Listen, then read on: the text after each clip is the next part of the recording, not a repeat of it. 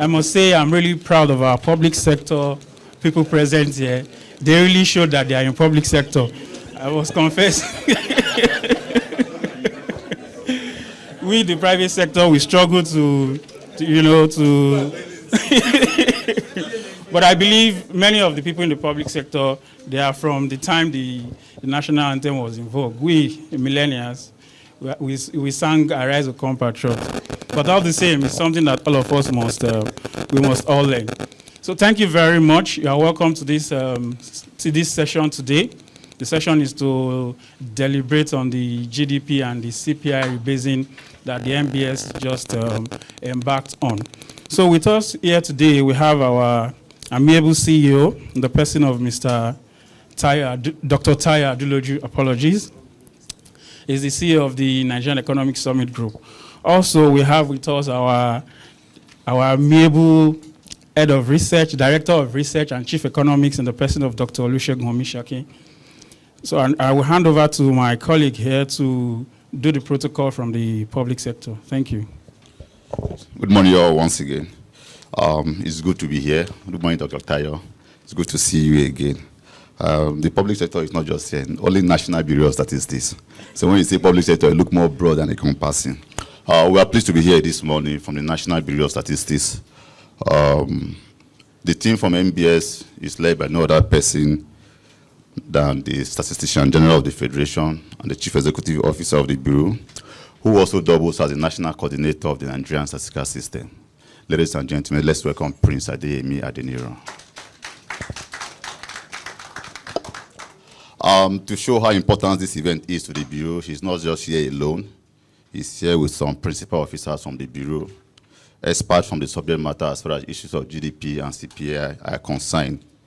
With him is the director in charge of prices and trade statistics, the department responsible for computing inflation for the country. Please let's welcome Mr. Ishaku Megida. Next to him is the director in charge of a department we call National Account, Energy and Environment Statistics. That's the department responsible for computing the GDP we hear in the news every day. Please let's welcome Mr. David Babalola. Also with him is the spokesperson of the Bureau, the director in charge of Communication and Public Relations Department, Mr. Sunday Joel Ichedi. Next is an assistant director and the desk officer in charge of CPI, Consumer Price Index, Dr. Ayo Anthony. We also have, as part of the delegates from NBS, the desk officer in charge of National Account Division, under the director on the Department of National Account, Dr. Baba Madu. In our midst is also Mr. Moses Waniko, a principal statistician and also a desk officer from National Account Division. We're hearing more from him later as the workshop goes on. Mr. Moses Waniko. To be sure that you're on the safe side, we also came with our legal advisor, just in case the private sector wants to add funny. Our legal advisor is also here with us, Barrister Mrs. Mokwelola Adewale Adeniji. Mr. Isiri Ojo is also a technical advisor in the office of the CEO, National Bureau of Statistics. Mr. Isiri, you're welcome. Another officer with us is an assistant director in charge of assistant director of statistics, Mr. Sam Adakole Augustine. I think some are still on their way. As they arrive, we'll also introduce them. So these are the... Who? Okay. I was told there's some person sitting at the gallery. So it's a large team from MBS. It's good to be here this morning, Doctor. Thank you. And we look forward to a very good workshop. We do hope that at the end of today, we'll have good ambassadors of statistics that will help us propagate the role of statistics in economic development. Thank you all once again. Yeah, thank you very much. So I also like to recognize in our midst Dr. Muda Yusuf. He's one of our panelists for today. He's our thematic lead for manufacturing thematic group. He's also the former DG of LCCI. All right. Yeah, you are welcome in our midst. Also, I'd like to recognize the presence of Chief of Economics, Head of Research among us, members of the NESG community, and stakeholders of the NESG, also members of media representatives, ladies and gentlemen present. So we'd like to proceed directly to the program. But before we proceed, I would like to just do a little recap of our agenda. So next, we'll be having a welcome remark from our CEO, Dr. Tayo Adoloju, after which we'll have opening address from the Statistician General of the Federation in person of Prince Adeyemi Adeniran. Later, we have setting the context from our Director of Research and Chief Economist, Dr. Olusegun Omishakin. We'll then be having presentation on the GDP rebasing from Mr. Moses Waniko from NBS, after which we go for tea break. Immediately after our tea break, we'll be having a presentation on CPI Rebasing by Dr. Ayohandro Anthony, after which we go for our panel session and general question and answer. Then we close for the event. I'm pleased to welcome Dr. Tayo Adoloju to come and give us the welcome remark. Thank you.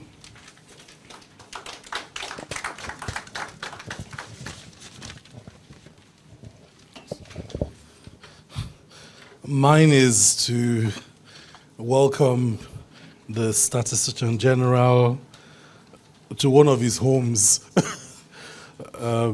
We view the National Bureau of Statistics as a critical national stakeholder in economic governance and development in Nigeria. That has been our consistent view since the foundation of the NESG. And when the Federal Office of Statistics was going through its transformation, I think at the economic summits, we held 5 consecutive sessions on just the need to reposition the Federal Office of Statistics at that time as the National Bureau of Statistics. When the National Bureau of Statistics completed its transformation, at a summit, SG, we held a session that was specifically tagged National Data Accountability Framework. And the idea was that we wanted the Statistician General to lead the country into a different era where the evidence was driving the policy architecture of the country. Since then, I think what has happened is that we have increasingly grown in our trust and confidence in the National Bureau of Statistics. Your predecessor, and then of course the succession to the significant emergence of you as Statistician General has continued to show that we will go nowhere if the statistical system of the country does not match the demand. We also have been very deliberate about data demand, forcing the policy demand for certain type of statistical outputs to come out. Because it's one thing to be churning out data, it's something else for those that make policy to demand to see certain types of analytics, certain types of evaluation, certain types of data. What struck us during the 2021 to 2025 National Development Planning process was that in spite of all the progress NBS has made, what was left to be covered in terms of data capacity to plan Nigeria was huge. And so that became our own advocacy. We started going around saying, give MBS more money, give MBS more resources as our own advocacy to support the building of this capacity. Now, to the matter of today, mine is very simple. Previous rebasing of the economies, especially of the GDP and CPI, has triggered historically a lot of mixed reactions. Some of those reactions came from not understanding the methodology. Some of those reactions came from the weaponization of the rebasing, and it became more political than driven by the kind of analytics and evaluation that provides for reflective readjustments in terms of economic strategy. And I think that the last rebasing, that's what's happened. We had a huge opportunity to rethink how Nigeria was structured, and we lost it because the political weaponization of the data became the dominant use of the rebasing of the economy. What we're hoping to do, knowing that the rebase economy exercise is coming to an end and the launch is close, was we wanted to invite SG and the team to Lagos. One, so that we had a room of chief economists, chief investment officers, and members of media, especially the editors that manned the critical economic and business desks, more to point to what this rebasing looks like, its implications, and maybe that will translate into some of the value in all of us understanding better what the data is and then how we can use it. Nations that have used rebasing to transform their countries have taken a certain approach, and the Asians are the best examples. You know, when Japan rebased its economy just after the Second World War, Edward Damons, the father of quality management system, was speaking to the Kiritsu, top 200 businesses in Japan. And of course, the rebasing didn't go as far as they thought it would go to favor them.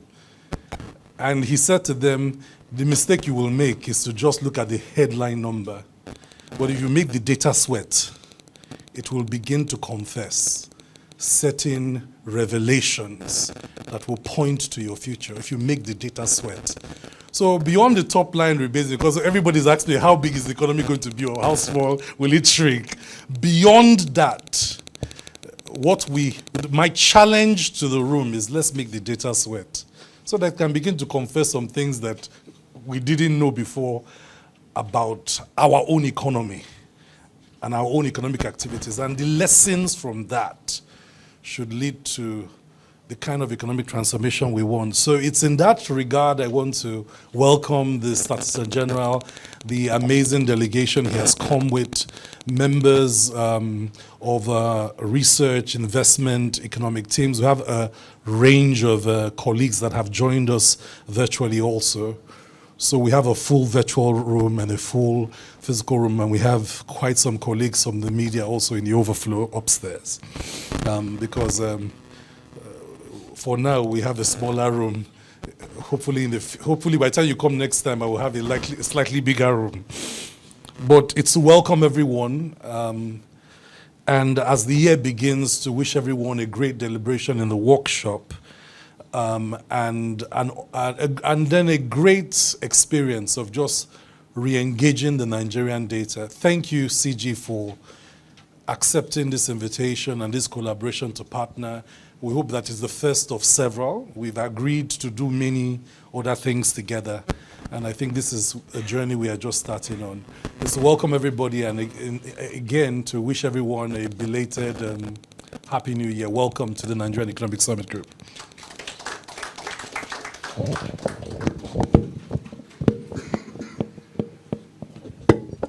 Thank you very much, Dr. Tayo Adeloju. Indeed, we need to depoliticize some of the things we do with data. So we'll go to the next item on the agenda, which is opening address from the Statistician General of the Federation in person of Prince Adeyemi Adeniran. Please welcome him.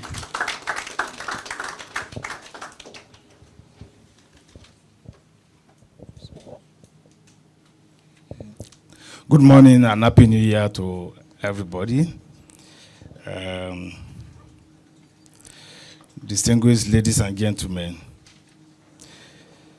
I say once again, warm good morning to you, and I especially recognize my brother, Dr. Muda Yusuf, for always being there to use our data in all his conversation at all times. And you are always ready to accept our invitation to attend all our events. Thank you so much. All the captain of industries here present, media representatives, you are all welcome to this event. I would like to join my brother, Dr. Tayo Adeloju, is the very good ambassador of National Bureau of Statistics from long time ago. Each time we meet at events, you always solicit how MBS will lead the statistical system, how MBS will be driving data to inform policy for program, for project of government.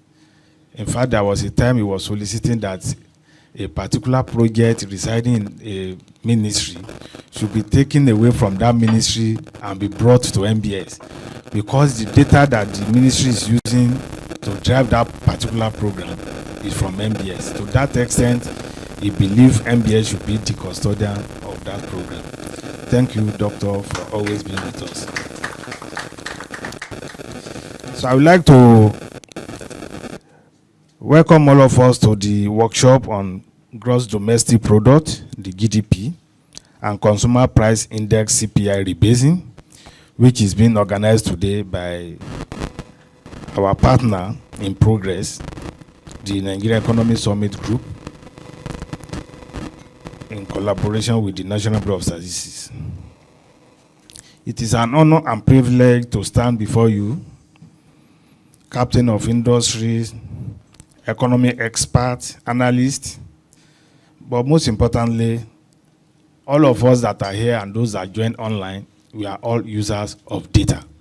And to that extent, I say I recognize you and I appreciate you all, because the topic we are discussing today is very paramount and very important for our nation's economic development and for planning of our economy. Let me say that rebasing is a very vital exercise that ensures our economy indicators are current and accurate to reflect the economic realities that is on ground. If we don't rebase regularly, we'll be giving reports about the economy that is already old. We all know that in recent, or in the Nigeria of today, due to technology advancement, transformation that is going on, there are a lot of things that have changed in the structure of our economy. And we need to produce data that reflect all these changes for the country to make progress. It is a very vital exercise that ensures our economic indicators are current and accurate reflection of the reality on ground. As economics evolve, new industry emerge, consumption pattern also change. It becomes very imperative for us to update our statistical measures so that we can be able to capture these changes. How do we do that? Rebasing of our GDP and CPI allow us to achieve that by aligning with these transformations, providing more precise and more relevant picture of Nigeria's economic landscape. This process is foundation to informed policy making. If you want very precise and informed policy making, this rebasing exercise need to be done at this point in time. If you want policy to reflect and to transmit to the grassroots, we need to rebase at this point in time. If you want strategic planning by industries, by government at all levels, we also require this rebasing exercise that gives us the true picture of our economy and our consumption pattern. It is one exercise that MBS is conducting with significant importance and very professional in doing it. There are a lot of quality checks that are put in place. We'll be seeing them when we are presenting. And there are a lot of consultations that we have done from different spheres of our life. Government side, private sector side, civil society organization. We have also engaged the media executives to inform them about how we are doing the rebasing. If Nigeria is to make the desired progress and development, it is imperative that MBS, as the producer of official statistics, play its role adequately in providing timely, accurate, and reliable statistics to inform all users, both in the public and in the private sector, to enable them design, plan, and implement policies and programs that will lead to the attainment of national objectives. Our mindset in undertaking this critical assignment is to ensure that our processes are open. We are open to the methodology because it's a standard methodology, best practice all over that can compare with any methodology in the world. And we are engaging, we are collaborating to also get feedback from our stakeholders. So it is a very rigorous exercise, and we are making sure that as much as possible, we leave no stone unturned in our bid to measure and report accurately the size of our economy and the level of prices change in Nigeria. You are welcome. Today's workshop is exemplify our commitment to collaboration and stakeholders engagement. We recognize that the credibility and utility of our services are enhanced through the active participation of diverse stakeholders, including private sector operators, academia, economic expert and analysts, like somebody that just entered now, media executives, civil society organizations, and governments. As we proceed with the finalization of the rebasing of GDP and CPI, I want to highlight this key point. The rebasing exercise is designed to ensure that our economy indicators accurately reflect the current structure of our economy, incorporating new and emerging sectors. We all know that when this government came into power, they created new ministries: marine and blue economy, communication and digital economy, art, entertainment, and culture. All these new sectors they are new, they are emerging, and they are not well captured in the last rebasing. We have made concerted efforts to ensure that we capture their activities, and then we'll be measuring them accurately as we make progress.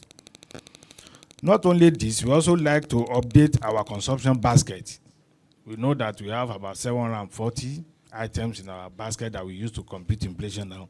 We'll be seeing what we have done to upgrade that in the presentation. Also, we are looking at our methodology. Since the last rebasing, the methodology they are using all over the country, especially in West Africa, they have changed some of them, but because we can't change without another rebasing.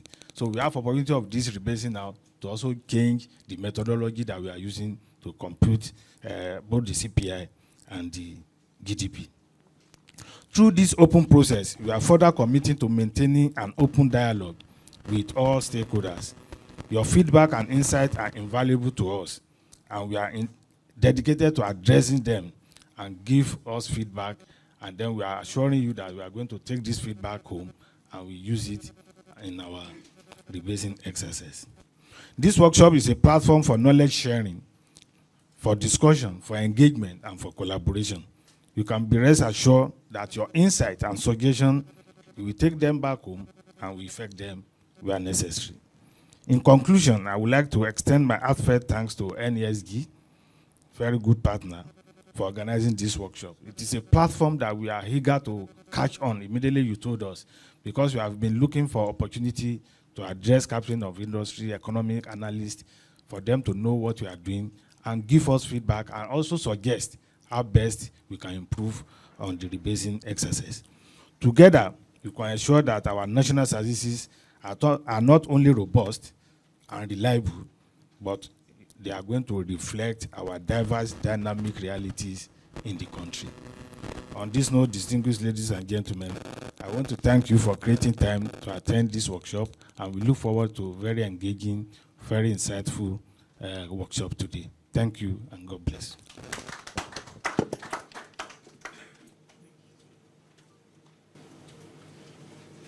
Thank you very much, sir, for the very encouraging opening address. So we'd like to move to the next item on the agenda, which is setting the context. But before we do that, I would like to recognize the presence of some of our people here present. Mr. Olufemi Awoyemi, the MD of ProShare. We also have with us Mr. Oluwashola Marinho. He's representing the DG of the Raw Materials Research and Development Council.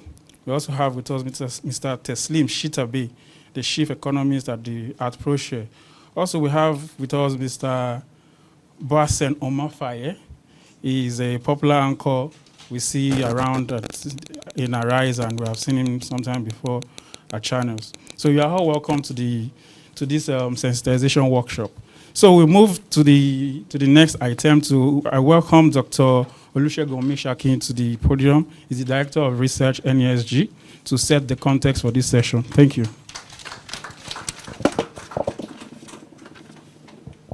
Yeah, good morning, everyone, again. So my job is just like in the next 2 minutes, because I know we've heard a lot about why we are here, what the data means, and what we want to do. So I just quickly clarify some in terms of the programs. So we are here to know about the rebasing. So we're going to have the GDP rebasing presentation separately. We're going to have some technical presentation. After that, we'll go for a break. We'll come back. We'll do the same thing for CPI. After that, we'll then have the panel, or kind of a Q&A session, where all the questions you are having or during the presentation, please note them. Every question you have, note them. During the session, you have the opportunity to share what you've heard, because we know most of the time we don't want people to be thinking about CPI before we do the presentation of CPI. But when we do all the presentations together, we can then have a better way of understanding what is going on. We know this is an important session, because we know that mostly everybody here, we are all users of data. And so we want to really make sure that we would optimize the opportunity that we have here. Thank you very much. So let's go straight to the, all right, thank you. So without wasting so much of our time, we'll go straight to the presentation on GDP rebasing, which will be done by Mr. Moses Waniko. He's a data analyst at the NBS, and we have seen his details on the screen. He's currently the technical assistant on data analytics to the Statistician General of the Federation. So he is a statistician with over a decade of experience in national accounting. He holds MSc in economics from the University of Abuja, and as so many other information you can read about him on the screen. So I want to welcome Mr. Moses Waniko to come and present the GDP rebasing. Thank you very much.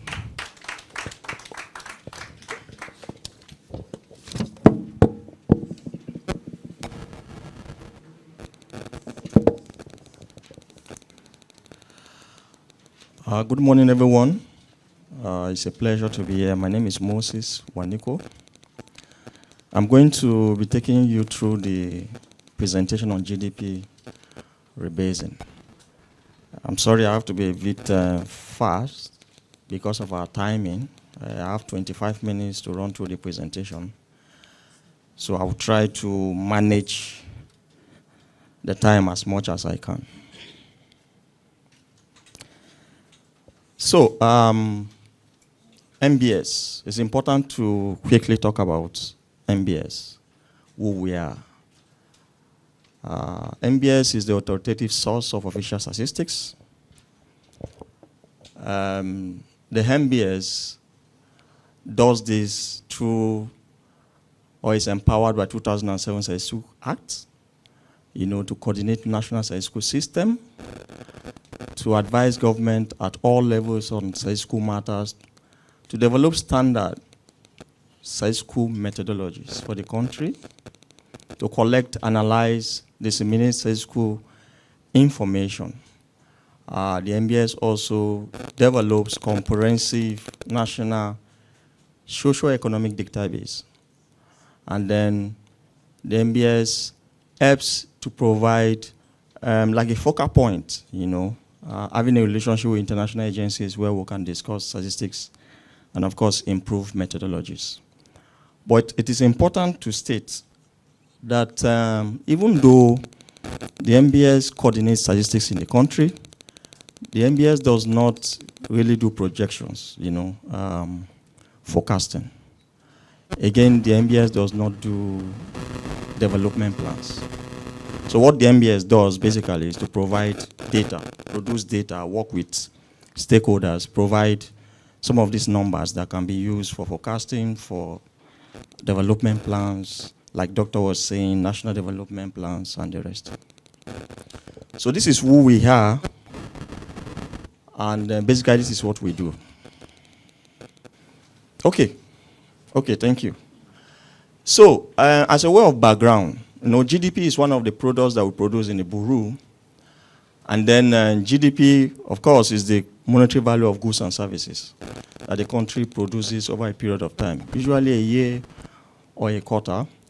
GDP is one of the most important macroeconomic indicators, that is used for planning. It's up to, measure economic activities, the size of the economy, the growth rate of economic activities. And of course, GDP is one of the several macroeconomic, indicators that determines the health of a nation. So other indicators could be poverty, inequality. You could have indicators like unemployment. You could have indicators like international trade, balance of payment. All of those indicators would actually put together, would actually help to determine the health of the nation. So it's important that periodically the framework for compilation of GDP is reassessed and evaluated. And that brings me to what rebasing is. So rebasing is a process of updating an old base year with a more recent year to reflect changes in the prices of goods and services produced within the economy. So rebasing allows you to incorporate dynamics that you've seen in the economy over time. And then you can look at the entire compilation framework for you to accurately reflect economic changes. So constant price estimates are recalculated using new base year prices. During the rebasing, it's expected that rebasing is done every 5 years. Conventionally, by international standards, it should be every 5 years. But sometimes in African countries, we have challenges doing rebasing every 5 years. And that could be due to funding, because during the rebased year, you need a lot of school activities. You might need to conduct a lot of big surveys and then collect a lot of data. So having to do it every 5 years becomes a challenge in most African countries. Rebasing has to be detailed. It's a detailed framework that helps for GDP compilation. But the question now is, what is the justification for rebasing? Why do we really need to rebase? That's the question people will always want to ask. So the economy is dynamic, growth, recession. Sometimes you see changes in consumption pattern, particularly when you have technological advancement. Sometimes you see changes in production pattern. People begin to go for specific areas of production, And then the economy becomes open in terms of trade. You want to do more trading with international, with other countries, and partners. And then it's also important to do rebasing because you could have new products in the economy, like we have digital activities now in the economy. So all of these are justifications why you might need to do a rebasing. Now, in conducting a rebasing, usually there is a framework that is used. And that framework is built upon certain international manuals, internationally agreed concepts, definitions that are used for rebasing. The first is to talk about the System of National Accounts 2008. It's a manual that helps in compilation, provides concepts, methodology, definitions, used for GDP compilation. The second is International Standard for Industrial Classification of Economic Activities, Revision 4. That was the latest manual. That helps you in classification of economic activities properly. And then the next is Central Product Classification that would help you to classify products, produced in the economy. Then Balance of Payment Manual version 6 helps you to classify international operations in terms of services, particularly where you have consumption, employees, payment in and out of the country. You have property income in and out of the country, so you could use that manual to do that. You have government finance agencies. It helps to classify final consumption of government. So these manuals were used in the rebasing process for us. All right, so framework for the rebasing of GDP. So during the rebasing process, usually there is SUT that is constructed. The supply and use table is the SUT, is a framework upon which a rebasing is done. SUT is a matrix that contains detailed industry and product breakdowns. And it is used to provide a new benchmark for rebasing. So the SUT has a lot of information.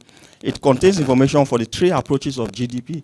And the good thing about the SUT is that it has, information at product level. So for instance, if you are looking at agricultural production, maybe crop production, you'll be looking at maybe growing of cereals, growing of tubers at the SUT level. So the SUT has 46 industries, 217 products currently that we've constructed. So the choice of the base year. So we decided to pick 2019 as the base year. The last base year was 2010 for Nigeria. This base year is 2019. And why we picked 2019 as a base year is because there's relative economic stability in 2019. You agree with me that in 2020, 2021, we had issues around COVID. 2022, we're recovering. 2023, we had the election. We had a lot of domestic issues, like the cash crunch and the rest. So we agreed to pick 2019 as, the base year because it's very, very important that during the rebasing, there is economic stability, relative economic stability. And secondly, during 2019, we had a major survey, Nigerian Living Standards Survey, which provides information of household final consumption. So that became one of the reasons why we used 2019 as a base year. And then, of course, we also made some consultations with the IMF on this. Thank you. So the data for the rebasing. So we have a list of data sources that we used for the rebasing. One very important data source is the Nigerian Living Standard Survey. This is about the biggest household survey, in the country currently. So we used Nigerian Living Standard Survey 2019-2023. That provides information on household expenditure and information on the informal sector.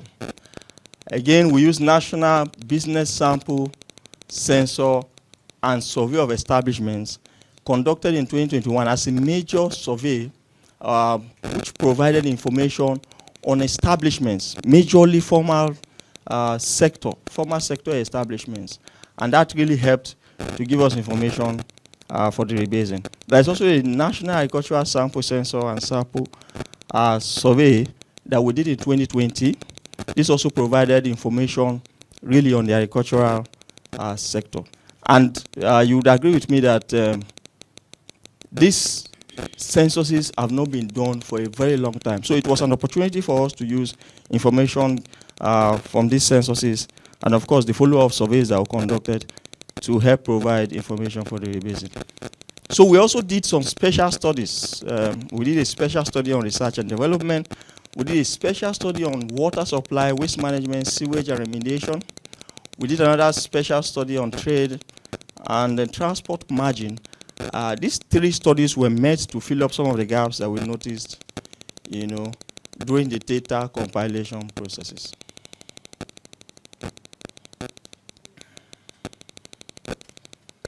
Collaborations that we made with MDAs. So we noticed that we needed to make certain collaborations with major MDAs because some of these MDAs are very, very important in the work that we do. We did collaboration with Federal Ministry of Communications and Digital Economy to provide information on digital economy.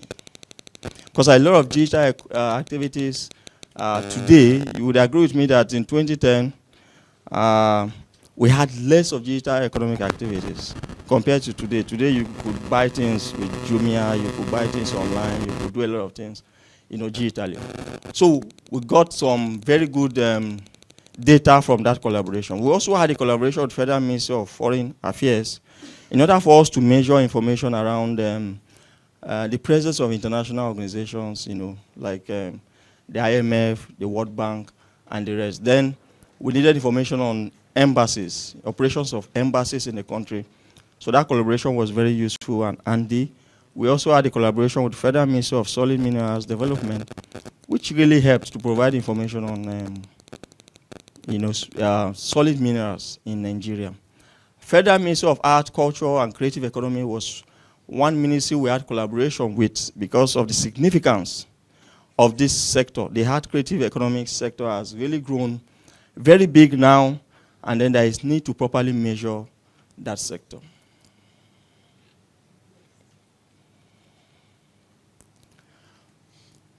So we collaborated with Central Bank of Nigeria to get data on financial sector. We collaborated with Ministry of Marines and Blue Economy, considering how this sector has become very, very big, in terms of its operation. And then we also collaborated with National Pension Commission because we needed to incorporate pension funds into the rebasing, which was not done in the last rebasing. Then we collaborated with National Social Insurance Trust Fund, National Health Insurance Authority, to get information on this and on insurance in this area. Then Nigerian Midstream and Downstream Petroleum Regulatory Agency helped to provide very good information in terms of modular refineries in the oil sector. So we've had this roadmap. We started the process in 2018. We started building the SOT frameworks in 2018. In 2019, of course, like I said, we started data collection. We did the NLSS. 2021, 2022, we did other bigger censuses, and then we were populating the SUT framework up to 2025, where we are trying to finalize the rebasing in order for us to go public with the results.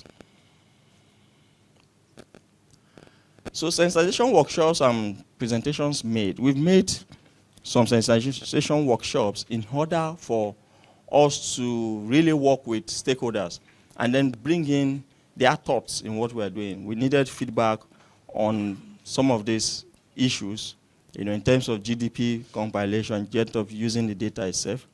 So we did some sensitization workshops with major ministries, departments, agencies of government. We had one with economic management team. We did another with National Consultative Committee on Statistics. We've also had one with development partners, academias, and the rest. We've done some sensitization workshops, again, with experts, analysts, media practitioners, and the rest. And the idea was to really bring in their input and have their thoughts factored in the process.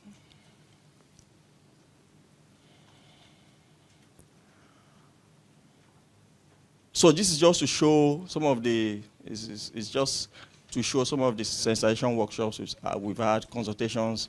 We had one in Abuja Continental Hotel. We had another one in Greece Continental Hotel in September 2024.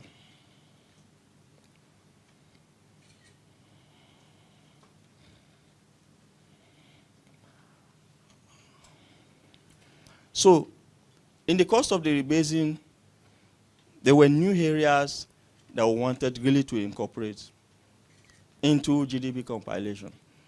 One of such is the digital economic activities, because there's a lot of activities on digital, economy today.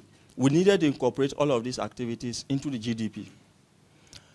So new areas covered in this rebasing is for digital economic activities. You'll find that when the results are released. We have also tried to incorporate the pension funds into the new rebasing processes. We have incorporated National Health Insurance Scheme, Nigerian Social Insurance Trust Fund into the rebasing. Activities of modular refineries also have been incorporated into the rebasing. Domestic households as employers of labor. This is something we did not measure in 2010 base year. But now we're measuring this. Quarrying and other mining activities, you agree that there are a lot of informal activities in this area. We needed really to measure this. Then coverage of illegal and hidden activities. So we did a bit of that coverage in the recent rebasing. So fundamentally, these are areas that we've incorporated in the new rebasing.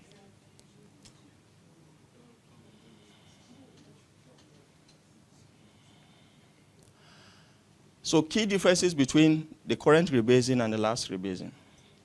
So the first is we had two major censuses and a follow-up surveys, for this rebasing. Like I said, we used 2019 as a base year, National Business Sample Census, and a follow-up survey of National Establishment Survey in 2021 is one major important area of 2019 rebasing. It's one key difference of 2019 rebasing. In 2010 rebasing, we did not have that census conducted, And then we also have the National Agricultural Sample Census and a follow-up survey on National Agricultural Sample Survey in 2022. This is another key, I would say it's a milestone for us in this rebasing because we did not have that really in 2010. What we had in 2010 was just 14 sector-specific surveys, and of course we had National Manpower and Employment Generation Survey that helped to provide some employment numbers. Then majorly, 2019 rebasing has also taken care of, the informal sector. There is a wider, adequate coverage of the informal sector in this 2019 base year. And that we did using the Nigerian Living Standard Survey 2019 and 2023. Like I said, it's the biggest household survey in Nigeria. And that provided information for the informal sector. Again, digital economic activities were not there in 2010 base year. Today, we have a lot of digital economic activities incorporated into a 2019 base year. So these two basic censuses are milestones in terms of what we've done in the 2019 rebasing. So top 5 biggest percentage changes. So we've tried to look at the revisions, in terms of the changes, of the results that we have, current versus provisional rebasing estimates. So in 2019, in the current numbers that we have, we've seen that in the provisional results, there has been a growth in water transport by 1,003%. Then the next is forestry, 842%, livestock, 457.7%. We have arts, entertainment, and recreation, over 300%. And then metal over 200%, that's 251%. So this showed really a change from the current 2019 numbers and the rebased 2019 numbers. And you will agree with me that because we had the agricultural census, we had better data to be used for the rebasing, better data representing forestry, better data representing livestock, which we did not have for a very, very long time. And then for water transport, we've tried to incorporate the MPA, the NIMASA, the NIWA, and all of those agencies that are really, really important in that sector. And that accounts for why you have that magnitude of percentage change.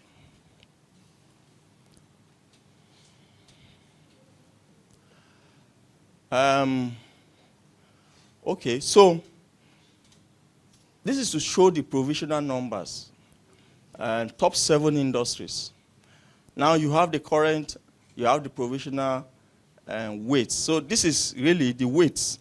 In terms of the structural changes that are expected in the economy during rebasing, we've observed that in the current 2019 numbers, the weights, the top 7 are these: crop production, trade, crude petroleum, telecommunications, real estate, construction, food, tobacco, and privileges. And then in the provisional numbers of 2019, we realized that it appears that crude petroleum has shifted to number 5. And then real estate moved to take the position of crude petroleum, which is number 3. So there has been a shift in the weights and position in terms of ranking of crude petroleum, natural gas, and of course, real estate. So others have maintained their weights, ranking positions.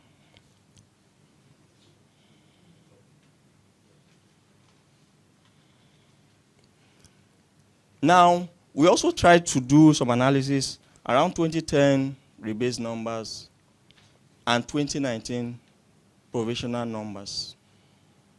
So you'd see in this slide that there has been a movement. And like I said, crude petroleum in 2010 used to be number 3. Also, this has moved to number 5 in the 2019 provisional numbers. Now, we also realized that real estate moved from 5 position in terms of ranking of the weights to 3 positions in 2019 provisional numbers. And then in 2010, we had food, tobacco, and privileges as position 6. Now, it is in 7th.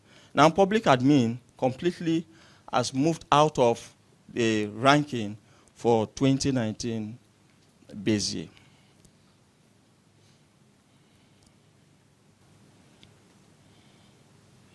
So, implications of the rebasing. It's important to look at the rebasing, like the doctor said, from different angles. Not just the aggregate numbers, but to look at what those numbers are supposed to tell us in terms of the distribution of the aggregate numbers, in terms of their weights, contributions, and the rest. Beyond that, there are other implications for the national economy, which we have tried to put in this slide. The first is the rebasing will provide or will allow for economic and development planning. The second is that the rebasing will really help to provide growth trajectory for the economy. So beyond this, it's important to also state that after the rebasing, there are certain things that we expect that might change. Changes in the size and structure of the economy is one. We expect that the size of the economy will be bigger. And of course, the structure, which I tried to explain earlier. Now, the tax to GDP ratios is something that people really want to see what the numbers will look like.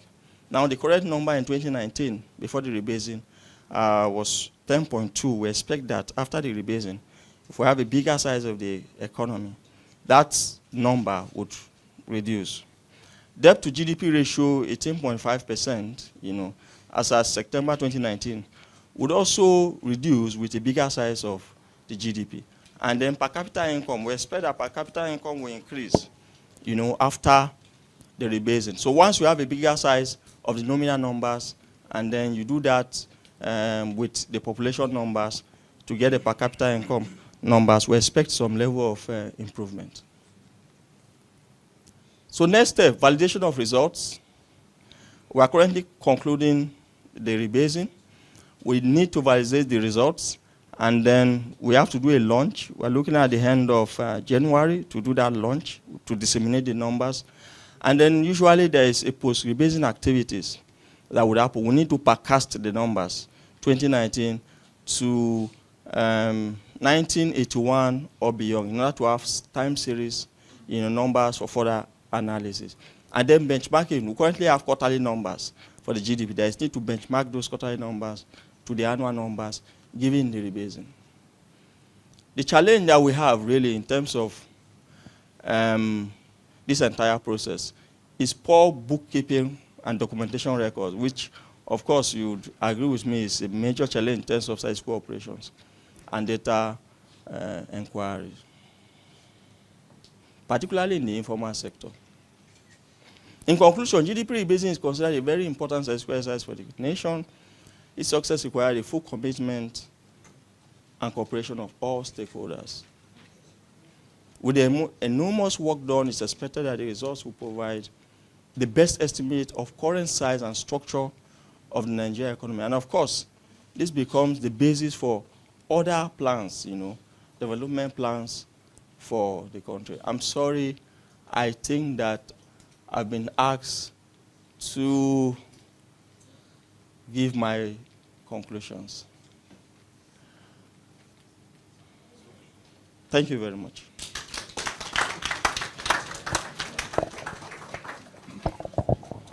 Thank you very much for that expository journeying into the rebasing of the GDP. And I would like to remind us, especially the press, that these are provisional numbers. They are not the actual numbers.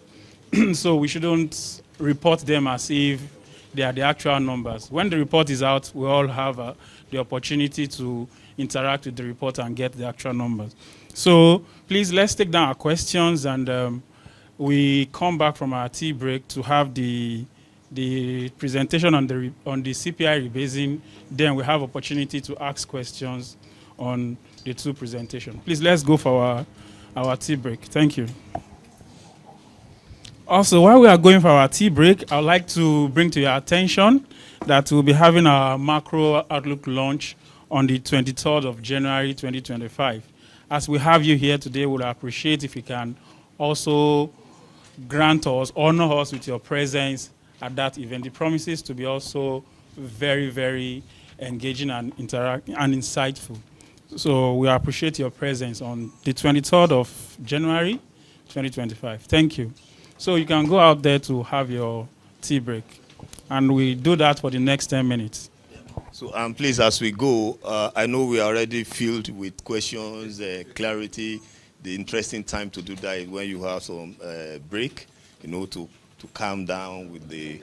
And I know as we've seen, it's very interesting, very direct. And thank you very much for the presentation. I think that's like so direct. So please, let's do the same thing when we come back, put our questions down, and then when we hear from the CPI, you are sure we'll have a very interesting conversation here today. Thank you very much.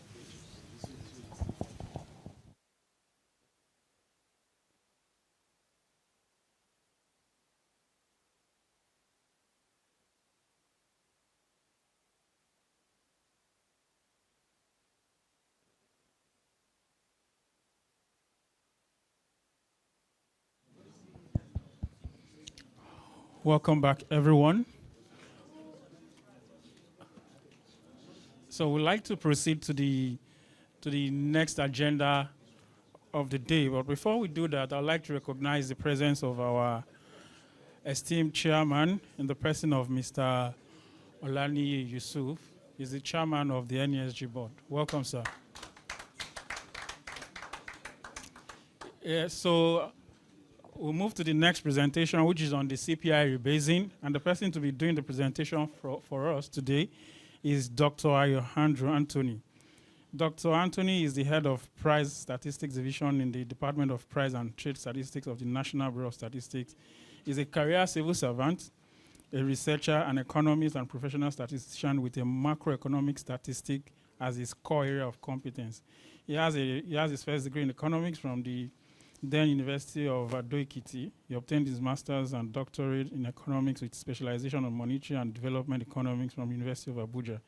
He has over 12 years of experience, and he served in several capacities in different public organizations, among which is the National Biotechnology Development Agency, where he served as the head of statistics, project monitoring and evaluation unit. He has authored several articles and books in local and international journal. Is current head of the price statistics and project coordinator of the rebase of consumer price index. Please let's welcome Dr. Alejandro to present the CPI rebasing.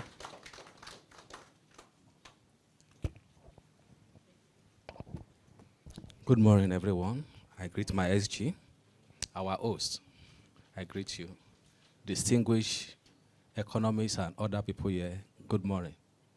This is a great honor to stand before you to discuss an issue that affects household, that affects firm, that affects government. The issue we want to discuss this morning affects household satisfaction.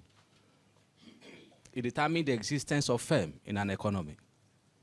Even government revenue and expenditure is not excluded. So meaning that what we are discussing this hour is very important. What are the outline of the discussion? Introduction, the concept of consumer price index, structure of CPI computation in Nigeria, concept and justification for the CPI rebasing, framework and methodology of the CPI rebasing, structural changes between the old and the new methodology, countries' experience with CPI rebasing, expected outcome for Nigeria, stakeholders engagement, next step, and conclusion. Because of my time constraint, I'll be very fast. As I said in my introduction, inflation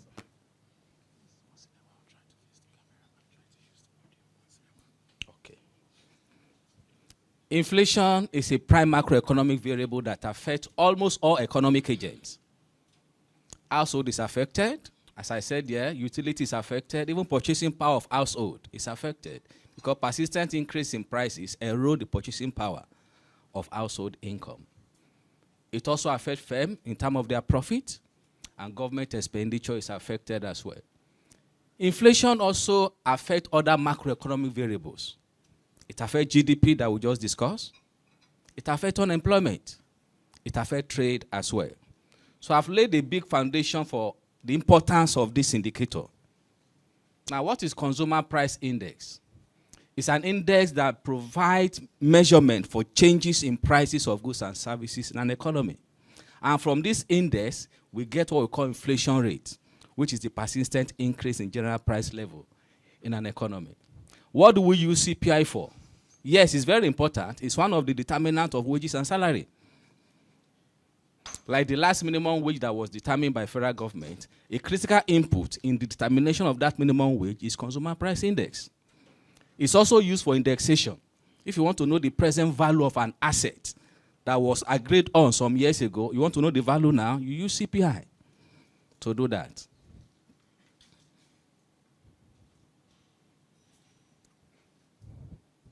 Structure of CPI computation in Nigeria. Presently, our base year is 2009.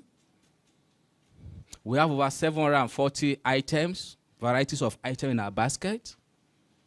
Our classification structure is 1999 COICO. When I say COICO, classification of individual consumption according to purpose. Then prices are collected monthly using paper. The index is computed using what we call modified last per A. And this method is a recommended method because a country cannot just use a method. It must be approved by the regional body, IMF, World Bank, ECOWAS. Why? For comparability of the index. I'm trying to give us the background of the current structure of CPI computation so that we can well appreciate where we are going to when we get there. Now, what is the meaning of CPI rebasing? It's all about changing the price reference period and the weight reference period and bringing them closer to the current period. When I say price reference period, base year. Weight reference period, the year the survey that gave the household consumption pattern, the year that the weight was conducted, the survey was conducted. So presently in Nigeria, our price reference period is 2009 and the weight reference period 2009. Now, CPI is beyond adjusting this weight and price reference period. It also involves adjusting the methodology where need be in the computation of the indicator. And the exercise should be carried out every 5 years. That's the best practice. Now, justification for rebasing Consumer Price Index. Number one, relative expenditure, which we call weight, changes over time. When I say relative expenditure, it's what economists call the average propensity to consume of an item. How households appropriate their limited income among the items in their scale of preference. This proportion is dynamic. It's a function of income, it's a function of price change, it's a function of innovation, and even changes in consumption habits. So this weight changes over time. So as they change, we need to bring the changes on board in the CPI computation as well. Apart from that, items in the basket needs to be updated. As my SG said earlier, you don't just bring new item into the basket without doing a rebasing. Presently, we have 740 items, but I can tell you that is not the number of items or varieties of items people are consuming in Nigeria. So new items that were not there before will be brought on board in the course of rebasing CPI. Also, the price reference period and the weight reference period need to be updated. Those are the justification for the rebasing of CPI and also for the comparability of the index. You don't just compute CPI for your country alone. It's one of the indicators that is used to compare the performance of economy of countries. Now, the framework and methodology. Presently, the CPI we are going to release this month is based on 2023 Living Standard Survey. That is the survey that gave us the expenditure of household on goods and services. Not only that, a single survey is not enough for CPI rebasing. MBS conducted another survey in 2024 to capture expenditures of household on rare items, durable goods. Also, we bank on our administrative statistic. CBN gave us expenditures of household on all these POS, check, all financial transactions. Even National Insurance Commission also gave us some data that we can use to measure household expenditure on insurance. Why this? Because there's a new dimension in CPI computation that was not existing before, which called financial services and insurance. We need to bring it on board. Also, we also bank on our division as well in NBS. Trade gave us some data. Even National Account gave us some data that help us to augment what we got from the two major surveys. Another thing I want to draw attention to is that CPI computation is purely monetary. Unlike before, where non-monetary expenses were included. But now, CPI is a monetary phenomenon. Just to follow what Milton Friedman said, that inflation is a monetary phenomenon. Also, the relative index is based on Jevon. And also the index is based on Young Index. I don't want to bother you more with these technicalities. Now, where are we going to? The CPI we are going to release this year by January. The weight reference period is 2023. And the price reference period is 2024. Why 2024? The answer, 2. The choice of 2024 as the base year has technical factor and non-technical factor. In CPI, the technical factor that determines the base year is the weight reference period. The base year is either a year before or a year after. So if the weight reference period is 2023, the base year is either 2022 or 2024. So, but we decided to use 2024 because 2024 is a reflection of most of the structural changes that happened in 2023. So mean that 2024 is a reflection of the shift in subsidy removal, unification of what? Exchange rate. So 2024 reflects the behavior of prices based on the changes in this structure of the economy. So those are the two major reasons why we chose 2024, which is relatively more stable compared to 2023. The framework continues. Presently, we are using 1999 classification structure, but we are moving to 2018 structure. And what is the difference? 2018 structure has 13 divisions meant for CPI computation. What is the additional division? It's called financial services and insurance. I believe most of us spend a lot of money in financial services, POS, ATM transactions, so that is captured there. Also, our data collection, we are moving from paper to digitalized mechanism for data collection. Also, the Bureau is planning to conduct a national census of retail outlets. In prices statistic, you are not allowed to collect prices from outlets randomly. Consistency is a factor. So that if there is a change in price, it can be tracked. So to have this, we want to have a frame of retail outlets in Nigeria that our enumerators will be visiting constantly. So that if there is a change in price, we will know.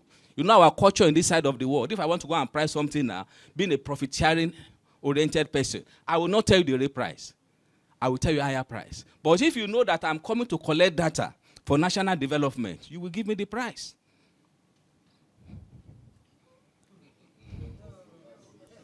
Thank you. Structural changes between the old and the new. I'm going to the real area, my people. The old and the new. The old, which I call the current CPI, has 740 varieties of items. But now, after the survey, we have 960 varieties of items, over 200 items added to the basket. Meaning that the CPI we'll be releasing now will be more inclusive, more items in the basket. Also, 1999 classification structure. Now we are moving to 2018 structure that have additional division. Paper, digitalize. Base year 2009, base year 2024. Then the index, long-term relative, yes, short-term relative. What is the advantage of this one? With short-term relative, there can be substitution of outlets. If an outlet is no longer existing, you can easily substitute instead of waiting for another rebasing year. That's the drawback of long-term relative. Now, from the survey conducted, this is the current consumption pattern of Nigeria. We have 13 divisions. Food and non-alcoholic beverage, in the old weight, is 51.8. But in the current consumption pattern of people living in Nigeria, I'm not saying Nigerians now, CPI is a domestic concept, not a national concept. Foreigners are Nigerians as well, and they buy goods and services. So this is the consumption pattern of people living in Nigeria. Food and non-alcoholic beverage has reduced to 40.1. I will tell you the reason. That does not mean expenditure on food has reduced. The classification structure can also be a factor. If you look at division 11, which we call restaurant and accommodation, under that division, some of the expenditures of household on food are already there, which we call meal away from home. Many of us spend money on food outside our homes. That is included there. And if you look at that division, it moved from 1.2 to what? 12.9. Another factor there is that if you look at that division 11, it has accommodation services.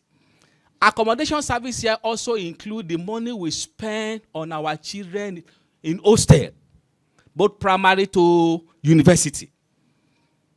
That's another justification for that shift, not just meal away from home.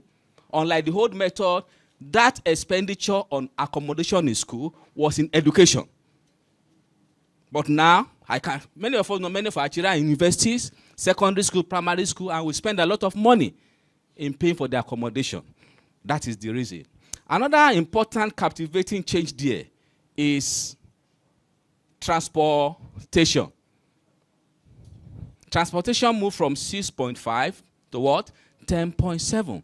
I think that is logical. We spend a lot of money on transportation today because of the increase in what?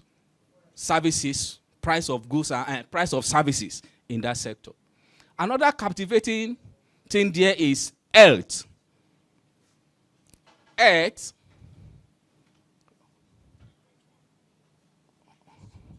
Okay, sorry. Thank you. 3.0 to what? 6.1. Health is highly inelastic. Am I communicating? Yes. Whatever the price, you have no option than to do what? To go for it. So this is the behavior. And one of the variables in CPI competition today that you don't play with is the weight.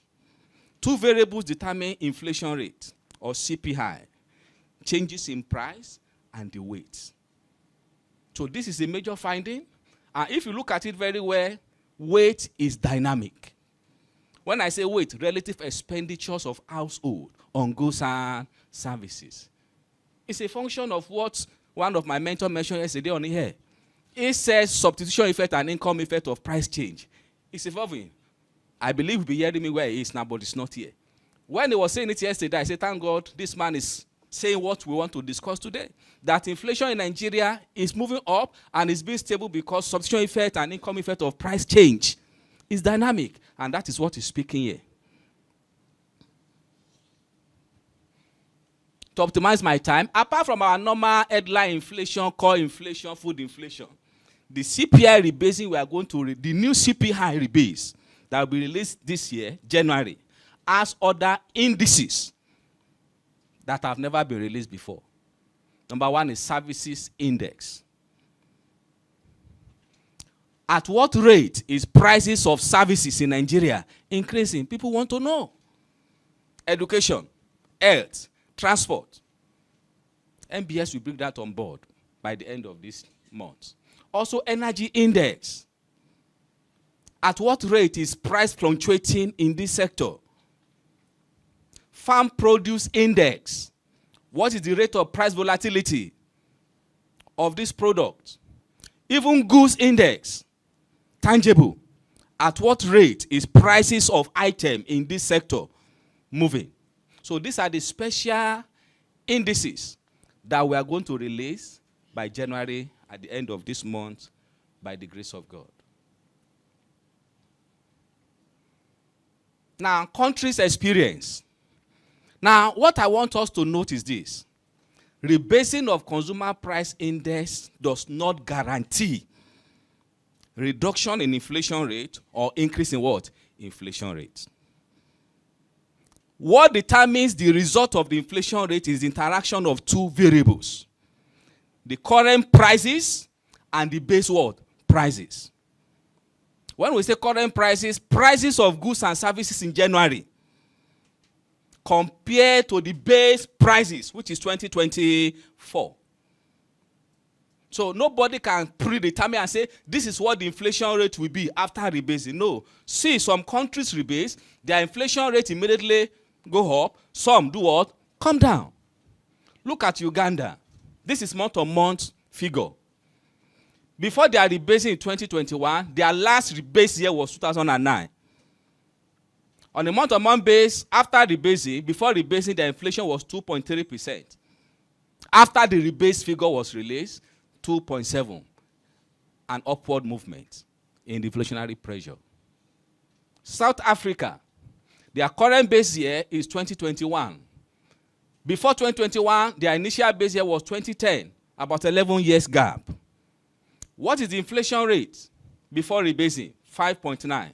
After rebasing, 5.7, a marginal decline. Kenya, their current base year is 2019. Before 2019, their base year was 2009. Before rebasing, 4.7%, I have said is month-on-month base.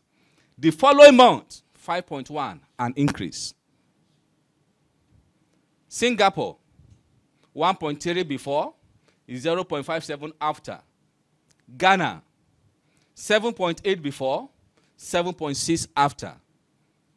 Then Nigeria, as of the last rebase that was done, which is 2009, not the one we are doing now. We just want to learn from our history. Before the rebase is 0.7 month on month. After rebase, 2.20, an increase. So what is the purpose of this line? To let the stakeholder know rebasing does not automatically mean your inflation rate will come down or must go up. It's a function of the current inflationary pressure. Expected outcome for Nigeria. What we are sure of in NBS is that CPI that capture changes in price of more goods and services will be released. That is certain. Inflation rate that reflect current inflationary pressure shall be released. Improvement in methodology used for the composition of the index also shall be released. As I said, presently we are using long-term relative, but we are going to short-term what? Relative. That will help us. And short-term relative capture current inflationary pressure. We'll be comparing one month with another month instead of comparing long-term. Long-term carry accumulated inflation. And these are some of the things you see some countries say 3%, 20%. Let us show the current inflationary pressure of our economy. We have engaged many stakeholders and the engagement continues. Next step, we are going to compute computation of January 25 CPI using 2024 as the price reference period. After that, we are going to link so that we can get the year-on-year index. Then computation of January month-on-month inflation rate and the year-on-year inflation rate. After that, we call for validation. Then the launching of the result.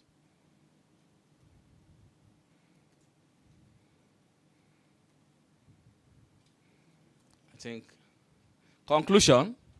Inflation is a global macroeconomic problem. I think you agree with me. It's not peculiar to Nigeria. That both monetary and fiscal authorities are battling to address. Improvement in the methodology used for the computation of the index is an essential tool for monetary authority to achieve price stability. Rebasing of CPI will produce inflation rate that reflect true market condition in Nigeria. Thank you, thank you, thank you.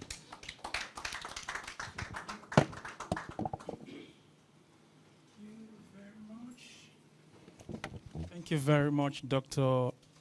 Anthony. It's quite elaborate. So in order not to waste too much of our time, because we have spent a lot of time listening to our presenters, so we'll go to the panel question and answer panel session. So I would like to invite Dr. Faith Iowa to come and moderate the panel to bring on board our resource persons for that session. Thank you. Thank you very much. Good afternoon, everybody.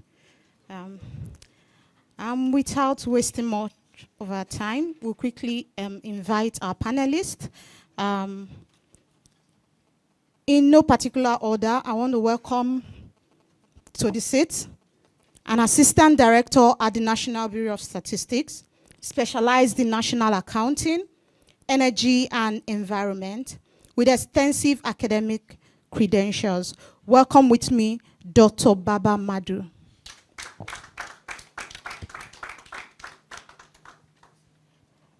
Join me to welcome the head of the Price Statistics Division at the NBS.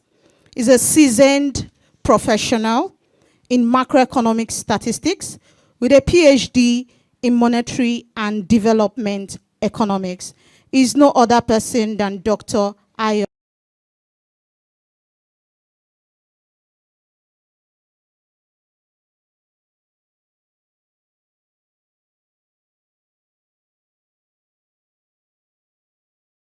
And Chief Economics at ProShell Nigeria Limited, with over 30 years of experience in investment banking, financial, journalism, and corporate finance.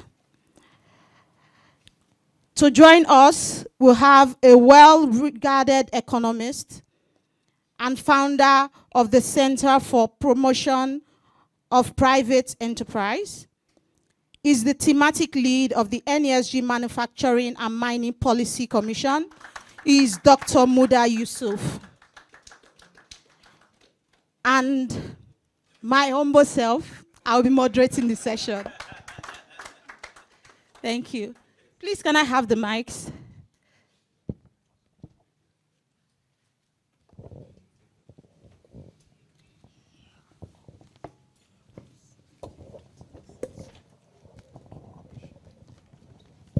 Okay, thank you very much. I'll go straight to the first question, and I'll direct the first question to our private sector expert, the person of Dr. Muda Yusuf and Mr. Teslim.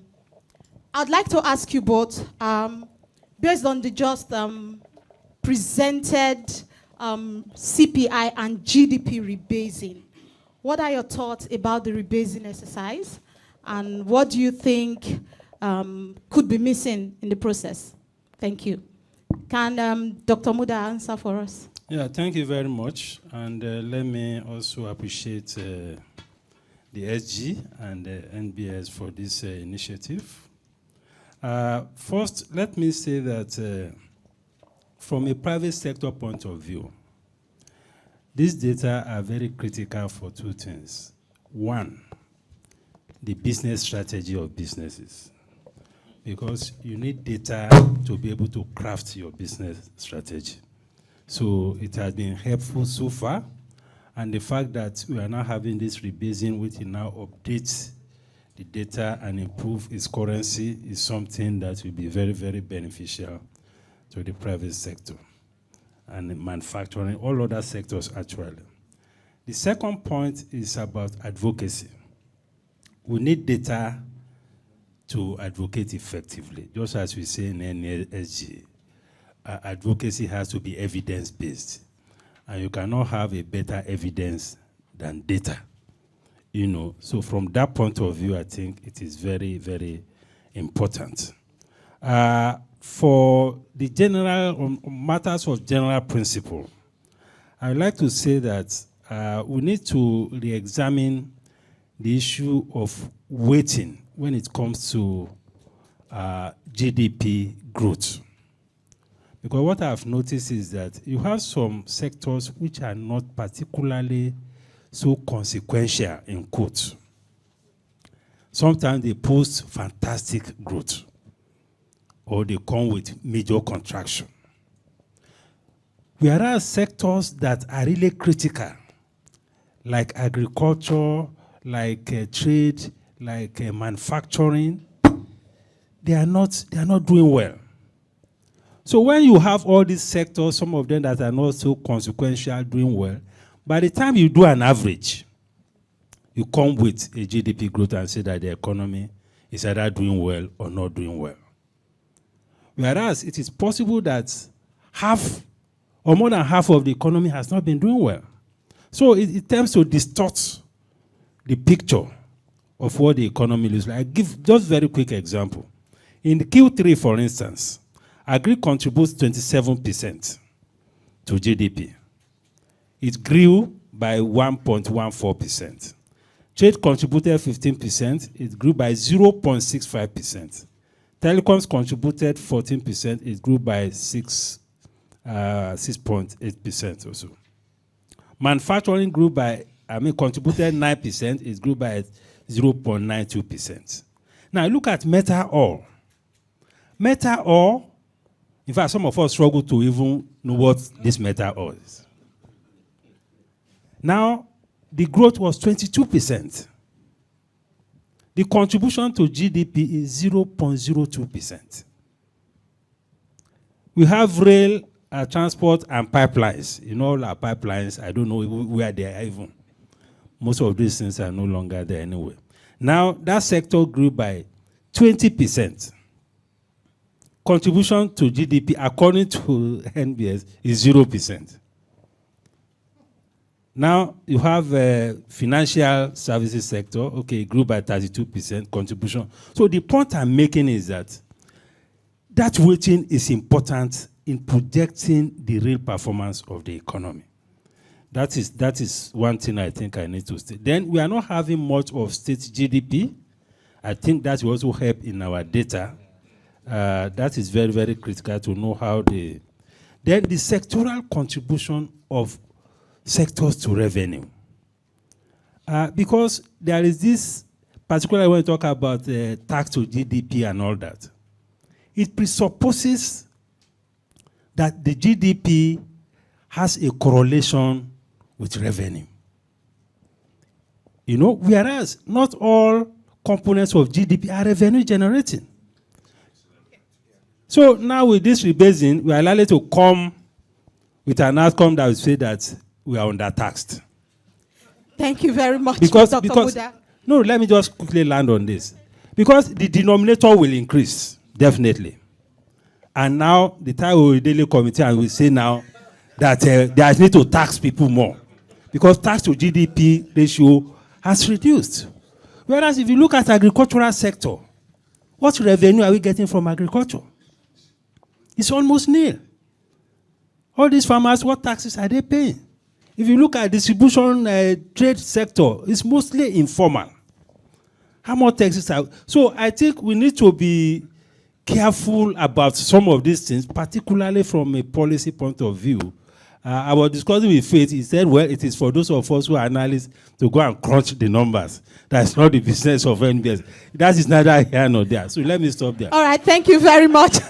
Thank you very much. Mr. Teslin, please, can you react to that question? Okay, thank you very much. I agreed almost totally with what Dr. Mudashiru has just said.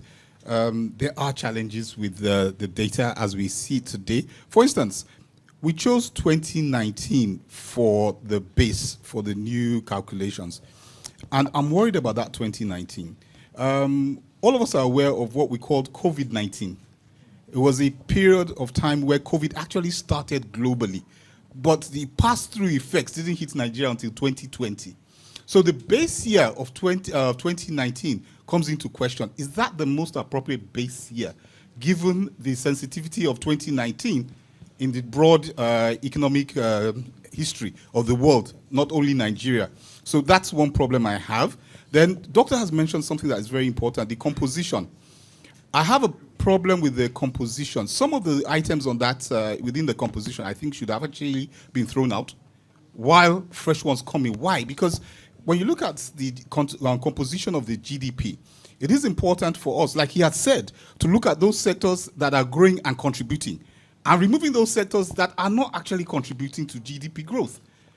That I'm not sure has been done. I don't know. I haven't seen the exact details, but I agree with Doctor on that issue. And then another, perhaps the final point here, is I'm very interested in knowing whether the new GDP computation method is fixed-based or chain-linked. Are we using a fixed-based method and saying that, okay, look, this is the base year, and we'll be adjusting it every 5 years? Or are we saying that, let's do this thing on a chain-linked basis, whereby there are annual adjustments, so that we actually, just like we are doing in the CPI, where you are seeing it very sensitive to annual changes, rather than waiting 5 years. A whole lot can happen in 5 years. As a matter of fact, it's beyond an election cycle. And you know what that means for Nigeria. I mean, within the current election cycle, we've already seen the questions of devaluation. We've also seen the questions of subsidy removal. All those actually have an impact. That's why I wanted to talk about your own, that would have fed into even the base period you're talking about. Because in 2023, we saw those effects. Those pass-through effects will affect 2024, which all of us saw the pain of that period. And it's basically a pass-through effect of what happened in 2023. So I'm a bit worried also about your own base threshold for that. That for now is basically what I'm going to comment Okay, thank you very much. Thank you very much. I will come to the technicality and methodology aspect, and I'll be asking this question to Dr. Babamadu. How should the rebase series, right, the GDP rebase series, how do you think it should be utilized by private sector and the citizens?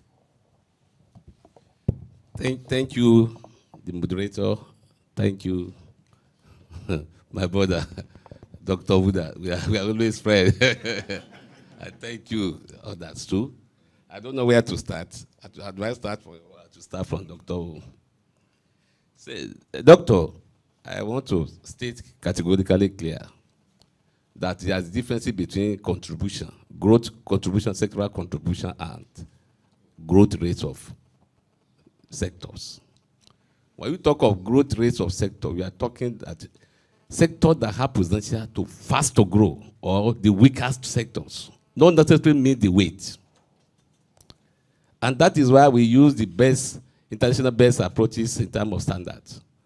SNA 2008, ASIC RIM 4.2, 4.0, and CPC 2.0.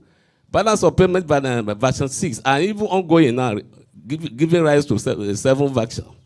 And 2014 government finance statistics. Nigeria as a country cannot be in isolation. We are Nigeria that reside in the rest of the world, and other national that also reside in Nigeria. So when we talk of that, we release the table. If you look at it, we have the table 1 to 21. You are used to our data on the production side. The first table there, we look at GDP, nominal values, real values. The real value is where the growth rate is derived. Telling you this sector that have the potential to grow for the interested investors to buy in. Go there. You don't need to invest your sector that cannot be able to give you the expected return, rather than there are sectors that are waiting for you there. And we also have the sectors that are in problem, telling the policymakers, these sectors require your attention. It's not necessarily meet the weight. Agriculture, yes, in terms of waste is number 1. But given the challenges in the sector, yeah, of course. It's just passing the message to the policymaker. These are the area you need to focus. This area this area is crying for your attention. Those sectors may not necessarily have the weight, but they also contribute. It's like a basket. It's basically like a basket. Your contribution is a function of your input. So there are differences between sectoral growth rate and sectoral contribution. 2, the other is The other question I will answer for Doctor. Yeah, you also mentioned about state GDP. Thank you. As we speak now, we have about 23 states that have state GDP in place. But FDI has also took the NBS started this. We started it in phase 1 and phase 2. In phase 2, we compiled 11 states. Phase 2, another 11 states. But Lagos later joined. In fact, there are even more than now. In Kwara State that also joined too. 24 states in Nigeria that have state GDP in place. And MBS is also back again to ensure that we have the 36 plus Abuja. To ensure comparability, and that is the international best approach all over the world. In a way that you can sum from the states and then get up your aggregate GDP for the national. Thank you. All right. Thank you. I will just quickly allow you to talk about the state GDP. Just, are there plans to release subnational dimension anytime soon as this is released? With permission of my SG, because I'm just a technician, I can say yes. And we want it. That is the NBS is coming back again. We want the next to be released to reflect the new rebased numbers. You cannot have the two series in place. It doesn't make sense. And that's also leads us to the backcasting of the series.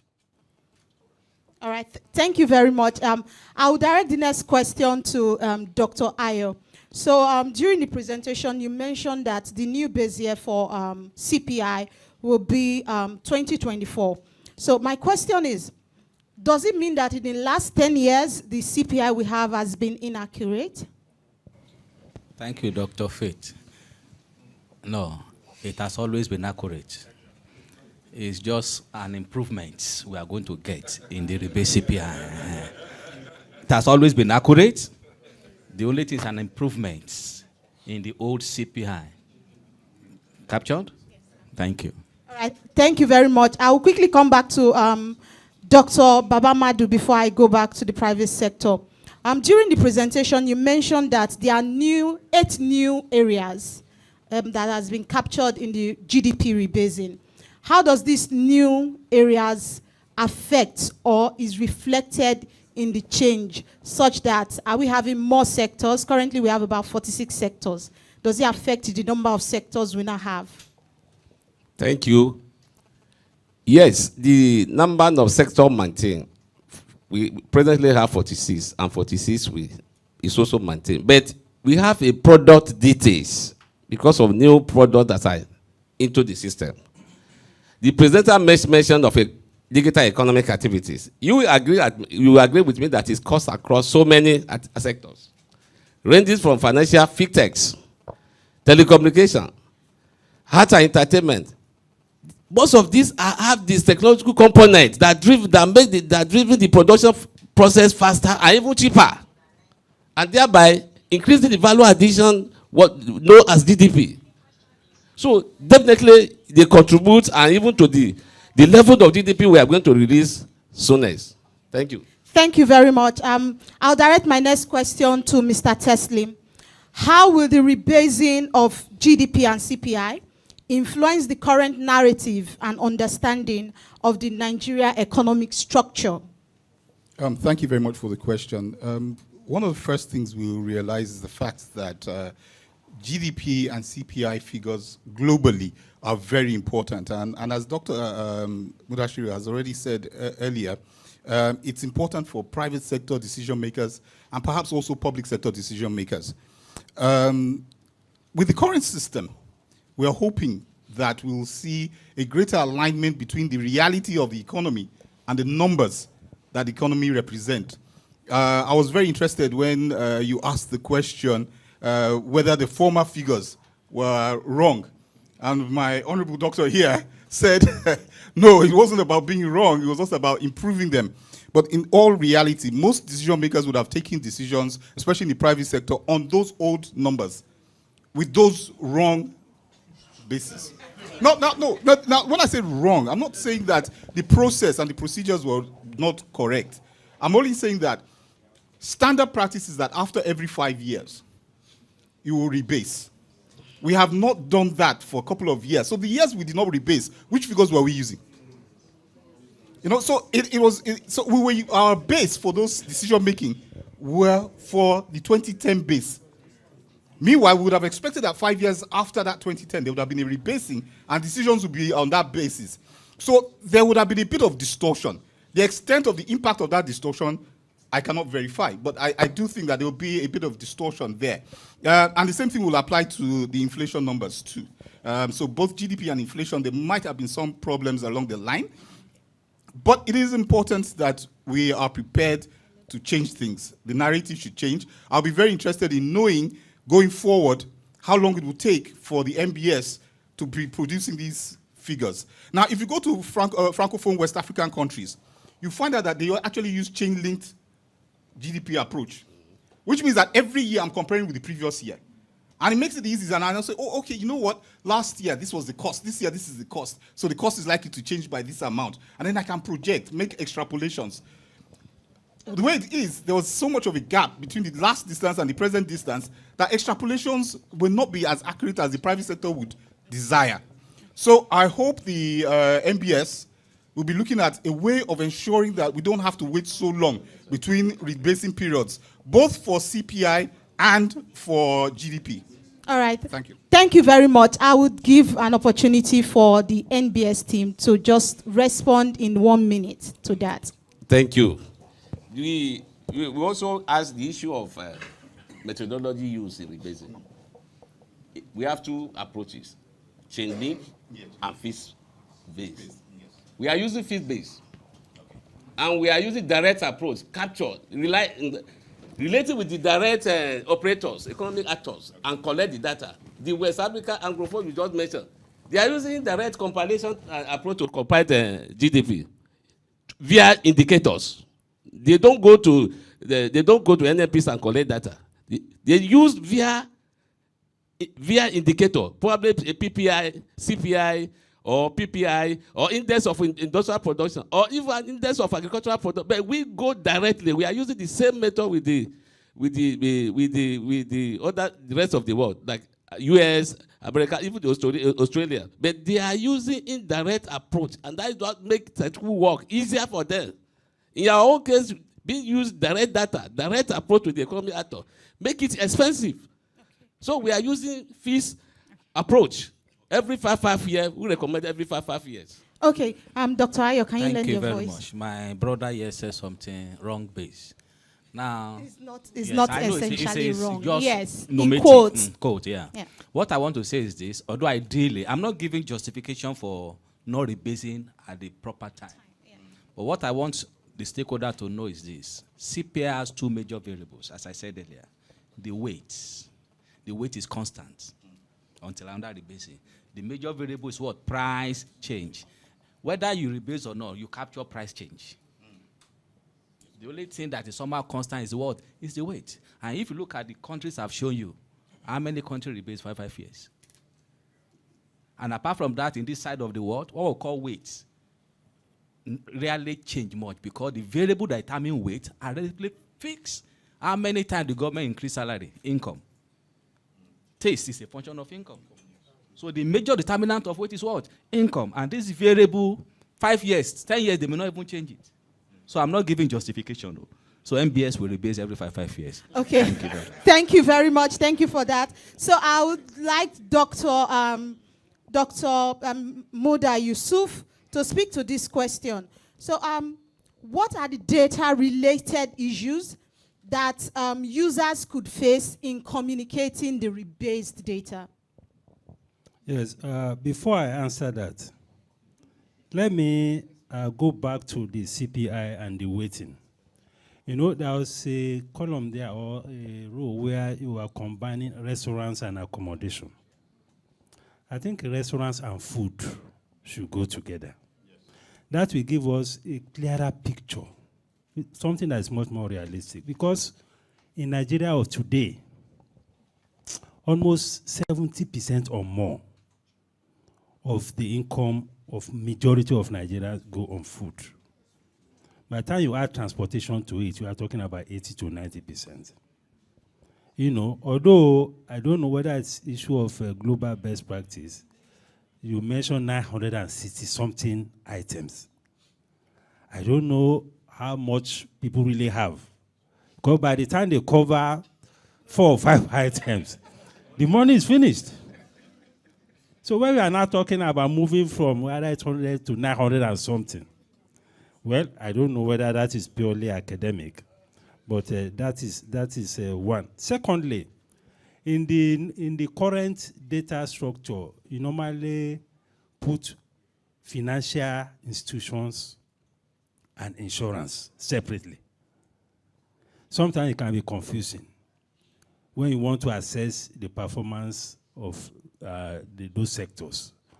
When you say financial institution, like in the current GDP performance, it says financial institution grew by 32%. Insurance grew by around 19%. And anybody can argue that insurance is part of financial institutions. So if there is a way that can be disaggregated, if you can have banking standing alone, because many of us have issues with the banking sector. So we want to be able to be in a better position to analyze them properly and look at other sectors. Then on water transport. Now, I think there's a distinction between water transport and maritime. Because in the current structure, there is nothing like maritime. What you have is water transport. And in the presentation by the SG, there was a talk about the blue economy, how we want to now reflect it better. So if it is blue economy, I think there should be a distinction between just saying water transport and blue economy. Because if you look at the data currently, from Q1 2023 to Q3 2024, the contribution of water transport 0.01% every quarter. It's as if we are just repeating the thing every quarter. So if you can look at that, I think that will help. Okay. Now, what was your question?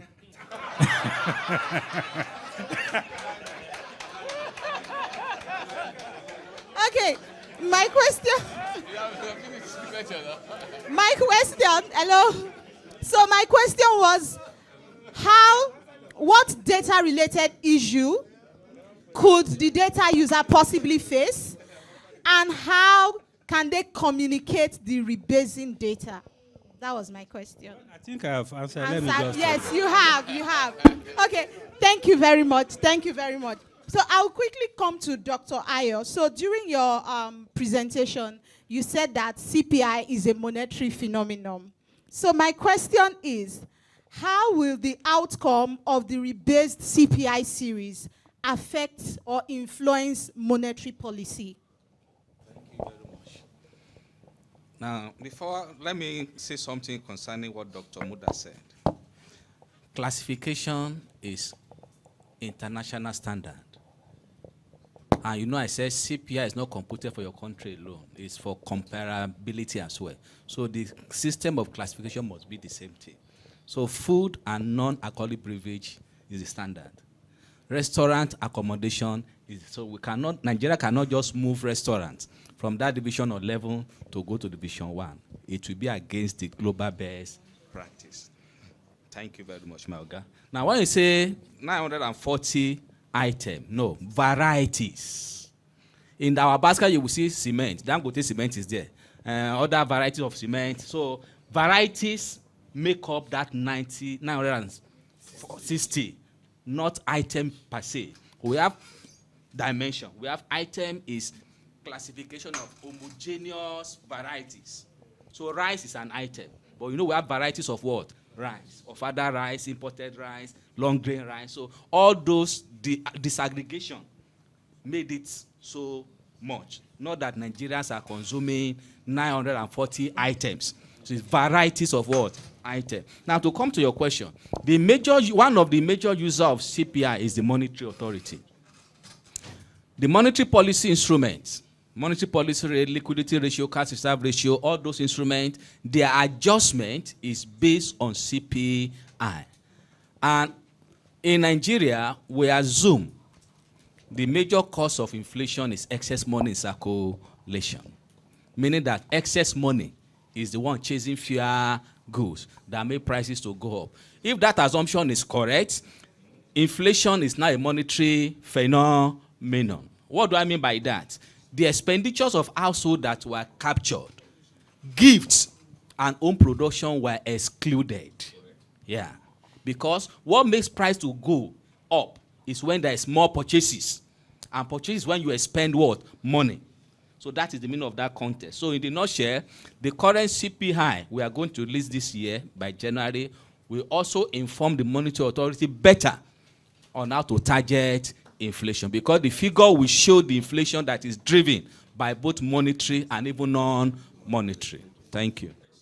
All right, thank you very much. I would quickly ask my next question before I open the stage or open the floor for questions from the audience, and as well take some questions from those online. So I will direct my next question to Dr. Babamadu.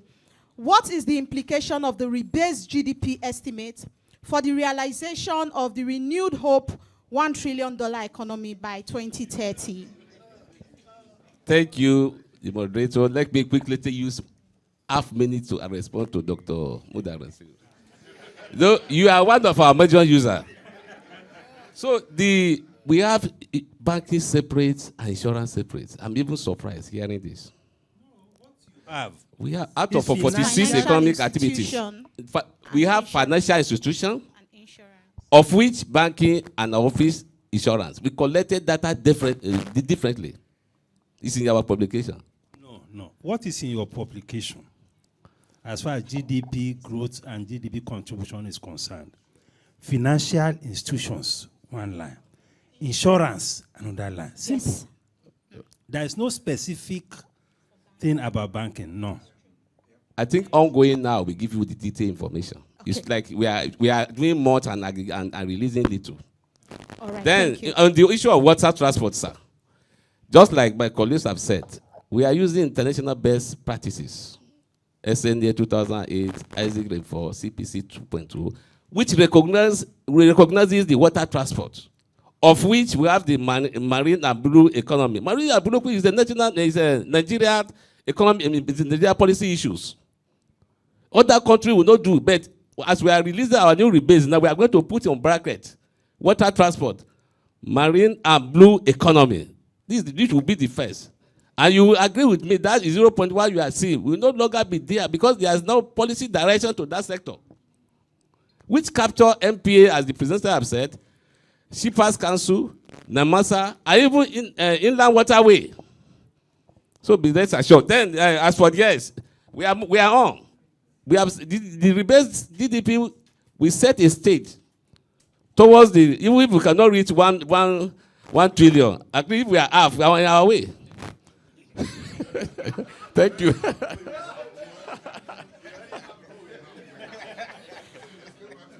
Okay. Thank you very much. So I'll quickly take the questions online.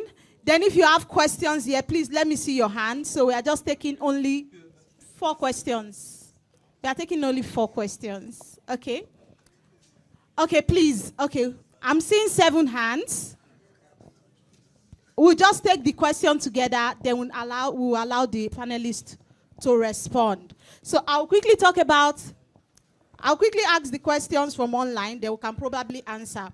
So the first question we have is from Joseph Olaoluwa. He's asking when will the CPI series be released, especially given that the site has been down, the NBS site has been down for some time. So we have said it will be released within this month. So we are hoping that the site will be up by then, right? Then the other person, McDonald Uka, is an economist and a corporate strategy analyst at Floor Mill. So he's asking, can we see the new categories of water transportation? Would what we now call information and communication sector evolve into a digital economy? Then do we have a standalone tourism sector? And is there a sense of the split of GDP into formal and informal sector? I think from the presentation, that was addressed, so it's a yes. Will the GDP numbers be backcasted? Yes, they've answered that. So I'll take from Emmanuel F. Young. I said, what's with the CPI and GDP rebasing, choosing different base year, 2024 for CPI and 2019 respectively, for GDP respectively, does that introduce a discrepancy towards economic planning? I'll just take one more, and we'll respond from the panelists. Temilayin Akimoyeje, while presenting CPI rebasing, said NBS plan to push January inflation figures CPI out at the end of the month. If that's the case, can the NBS tell the public? Let's not take that question. Okay, thank you very much. So I would like those on the panel to answer the questions that I just raised. Okay. Thank you. Thank you. Let me start from the digital economies. Yes, this rebasing 2019 adequately captured both informal sector economy and digital economic activity as we can see from the presenter. Adequately. When I say, in fact, one of the unique characteristics of this rebasing compared to others, we have 2 living standard surveys that directly capture household farming and non-farming enterprises. In 2019, we captured close to almost 244 at product levels, which has never happened before. And that also leads us to the question of tourism stand alone. Tourism cannot stand alone. Tourism cuts across so many sectors all over the world. That is why nobody refers to that tourism satellite account. To have an in-depth analysis, tourism elements between this sector will be pulled out and then form an account of its own, so that to provide policy direction for the policymakers. Then the last one is discrepancy of 2019 and 2024. There's no, because of COVID-19. You agree with me that, I'm sorry, GDP is a single indicator that provides input across the board. Unlike CPI that only rely on the living standard survey. In GDP, we have close to almost 6 surveys. And that is why we cannot go. You can't use 2020, 2021, 2022. 2020, there are issues across. So we have to get our normal economy before the pandemic. Pandemic affected not just the structure, but even the methodology was affected. Thank you. All right, thank you very much. Okay. Dr. Ayo, just 1 minute. Let me say something to what Dr. Baba said. Just 1 minute, please. Output and prices are not the same thing. Price is highly volatile compared to outputs. So you don't expect the base to be the same thing. Price should have a more closer base year compared to what? Outputs, because of the high volatility of what? Price. So our stakeholder is not compulsory the 2 indicators have the same base year. What determines their stabilities are not the same. Thank you. All right, thank you very much. Question? Yes. Okay. Okay, you have a mic there, please. We'll take 2 questions, we'll respond. 2 questions. Please, your question should be within 1 minute. No stories, let's go straight to the point so that we can answer. Okay, 4 questions, then we answer, then another 4 we answer. So please, straight to the point. Thank you. Okay, I hope you don't mind if I sit. Enjoy it. So my name is Zil. I'm a facilitator with the NESG here. So I have a clarification, if you don't mind, just to be sure, regarding the rebasing. Since inflation is measured on a year-on-year basis, what's the actual impact of the rebasing on prices? Because we're comparing, inflation compares this year's price against last year's price. So when we take the base year as 2019, what impact does that have on the inflation since we're doing year on year? Just if you don't mind, you can help clarify that. Now, it's really, what you're doing in the rebasing is really is crucial, because for the first time in my working career, the central bank for monetary policy uses inflation targeting. And so by doing this rebasing, if there's going to be a significant impact on inflation, it's going to have a major impact given the drastic monetary policy measures the central bank has taken. And given the fact that your website has been incommunicado, thank you, and all the rumors going around, it's going to create a major credibility issue for both the NBS and the central bank. So how are you going to really address that? All right. And then, sorry, just quickly, if you don't mind, regarding GDP, like Dr. Muda said and Teslim alluded, our GDP is generally very uncorrelated with a lot of other things. Now, is it possible you look at the fact that there is an inefficiency factor in our GDP, not computation, GDP expenditure, because more than 60% of the GDP is consumer expenditure. A lot of our consumer expenditure is duplicated.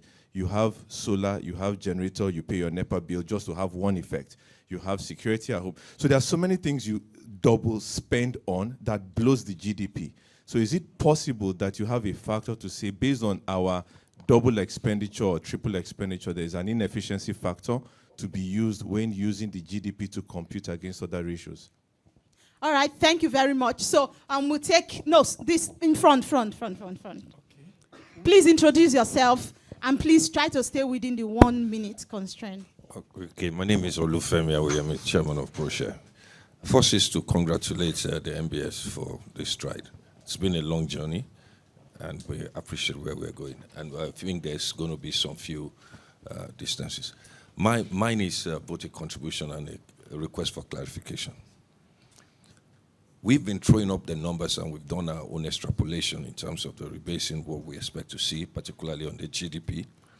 And we're working towards to see how closer Nigeria will get to a $1 trillion economy. And so we are interested in the rebasing. Having said that, there are two questions that would require clarification on.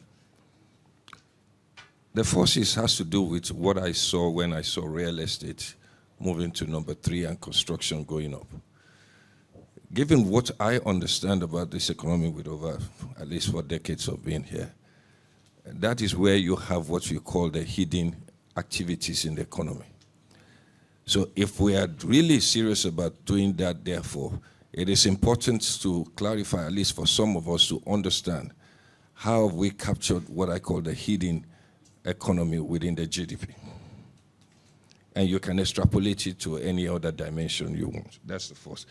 The second and most important for me is the items, the sectors in the economy. We have reimagined them from looking at sectors to economies. So we talk about blue economy, digital economy, marine economy. And in order to do that, we have taken your 46 sectors and we have adjusted some of them and redistributed them. And we have seen that it's a different basket entirely. We would like, if you may, allow us to be able to access those records and we can share what we have. Because the whole idea is that we also use most of your surveys as well, with additional surveys as well. And so lastly, if you can take that, I want to thank you for the great work that you're doing. Thank you very much. Thank you. I think there was somebody here, then we'll take one person there. Somebody behind. Yes. Please, in 1 minute, please. Right. Thank you. Thank you. My name is Tulokwe Fasanya from Nairametrics. I would like to know, concerning the GDP, by how many years is it going to be backcasted? And when we do that, is it going to be released on the portal so that we have it at least for historical analysis, if you want to have that? Thank you. And also for those that will be using it for academic purposes. Then the CPI, right? The one to be released in January 15 is December, right? So is it going to be the previous year or the new year that we are rebasing? Or is it just the January inflation that will be released in February that we're going to be starting with? Thank you. Thank you very much. Please, yes. Please introduce yourself. 1 minute. Thanks. Good morning, distinguished ladies and gentlemen. My name is Shola Marino. I represent the DG of the Raw Materials Research and Development Council. We're very glad to be present at this sensitization workshop on GDP and CPI rebasing. For us at Raw Materials Research and Development Council, we've been working in cordial relationship with the NBS. However, this is the first meeting at the NESG, and we are glad to be here. I'd like to inform us that we have a bill that is currently at the National Assembly now that would ensure that we add at least 30% to every primary raw material that leaves Nigeria, you know. And what this means consequentially is that it will help, you know, build our capabilities, develop human capacity, and help to save over ₦1 trillion annually when it finally kicks out. So we'd hope that with all the indices that have been brought up here, we'll be glad to be part of further discussions to ensure how we can globally enhance, you know, value addition to raw materials. So I come to my question now. I understand that there is, there is the global digitalization market is about $16 trillion. An expert shared that with me. I'd like to know what percentage of that Nigeria, you know, is, you know, having a chunk of. Thank you. All right, thank you very much. So we allow the panelists to answer, then we'll come back to take the other four sets of questions. Thank you. Thank you very much. Let me start from the first one.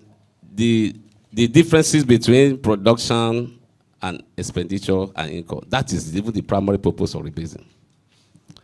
To be able to arrive at GDP production equal to expenditure equal to income, and the differences now will be attributed to statistical discrepancy, which is expected to fall between the threshold, not more than 5% of GDP. That is the best practices. So the expenditure component, we are saying that we should aggregate. We don't just to avoid biasness or to avoid introduction of our indicator will be comprised. In fact, the way the indicator arrive will be comparable with the rest of the world. We have what we call consumption of individual consumption by purpose, QUACOP, that detail by 32 subsectors. Just like what is the same thing that the prices is using. We must work in line with that expenditure pattern and then aggregate. And that is what we are seeing there, expenditure of household final expenditure, government final expenditure. In fact, in Nigeria, we even detail, we remove the no profits institution, something household. That is what we are seeing there. We are just aggregating it, but if you need a detailed information, so we have more than 1,000,001 users, so you can request.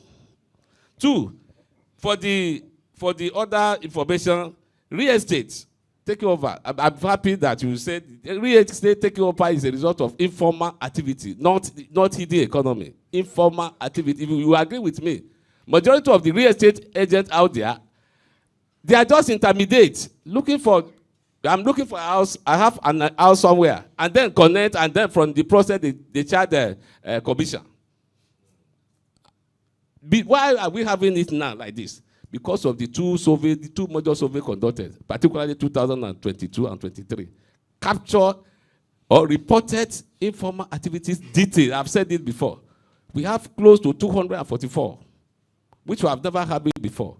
So it is now that we are now actually knowing the present. Even in the Africa, Agro-4 country, the informal activities of the real estate is almost 70%. Almost 70%. In fact, this is now we now have a clear times, the potentials in that area. 2, 3. Baka series will be available from 2023 down to 1981. In fact, some even requesting us to go back to 1960. 1960. Then the last one, raw material development. I'm very here to this. This is a good news. If there is any component of national account that is highly challenged, is intermediate input, and the council is in position to assist. How do we get this domestic input? We have two types of technical input comprises of domestic and imported. That is the engine of growth of any economy all over the world. I'm happy the council can help us. It will go a long way to assist national accounts. Thank you very much. Dr. Ayo, please, in 2 minutes, just respond in addition to the question on CPI rebasing, inflation year on year. Inflation and CPI, they are not the same thing. CPI is computed monthly. For example, you have CPI of January, February, March. The year-on-year inflation is the percentage difference between January 2025 CPI and January 2024 CPI. That's why you have year-on-year inflation. So CPI is computed monthly, not yearly. But from here, you can have year-on-year inflation and month-on-month inflation. Then another thing is this, inflation targeting. Target is not sacrosanct. You can change your target when you see that the variables around the environment is no longer favoring your target. So there's nothing wrong if CBN after rebasing come to announce that we have changed our what? Target to suit the current economic what? Reality. Thank you very much. Then the question by Nairametrics, am I right? Mm-hmm. December CPI will be released January 15 using the old method. The new rebased CPI is based on 2024 base year, which will be released by the end of January. So all things being equal, 2 CPI will be released in January. The old and the rebased CPI. Okay. Thank you very much. Can we take the other 4 sets of questions before we move on? So we have 2 persons there, and I think that will be all. Thank you. Just 2 persons. Okay. What question? You said 2023 to 1981. Some are even asking us to go back to 1960. Thank you. So we have 3 persons. So 1, 2, 3. Thank you. Okay, in thank 1 you. minute, please. Okay. My name is Babajide Komolafe. I write for Vanguard newspaper. The first question is about this illegal and hidden activities. I think you need to shed more light on how you go about that. And I'm asking because there is, particularly the space I represent, there's a lot of disagreement with your inflation figures every time you release it. So, with respect to the GDP, give us more light on these illegal activities, probably the details and how you capture them so that we can have confidence in them. Number 2, personally, I am comfortable with the choice of 2019. I agree that things were relatively stable in 2019. That's for the GDP rebasing. But for the CPI rebasing, the explanation that leads to the choice of 2024, I am not comfortable with it. And maybe I didn't get your explanation very well, or somehow. There were major policy changes in 2023, but these major policy changes still continued in 2024. So to assume that the full impact of these policy changes, 2024 is the cutoff date for the full impact of these policy changes. I think you need to explain more to us. Thank you very much. Thank you very much, please. Thank you. Okay, please. Thank you very much, Statistician General. My name is Akpa, a senior economist with NECA, Nigerian Employers Consultative Association. Well, I commend MDS for the good job because I'll tell you, this process has been well consulted. I was in Abuja last time for this same sensitization, and some of these questions I'm hearing today were also raised and addressed there. But my recent concern is how the post-launch of this series will be presented to the public. Because recently I went to the internet to source for capital importation. The whole thing had been, I don't know what happened, because usually you see MBS presenting this data in quarterly basis. You see all the companies of capital import, but now you scattered all over the place. You can't really lay your hand on anything. So I just hope that when this data will be presented to the public, it will be well articulated and well presented, to users. This comes to my question anyway. I heard though it was mentioned briefly from the question of the moderator. You talked about CPI that the CPI is based on Friedman's assumption of a monetarist economy. But I know that from my own perspective, I've seen that inflation in Nigeria is not a monetary phenomenon. I see it as an output gap. Because in a monetarist economy, in an economy that is induced by the volume of money, interest rate is usually low.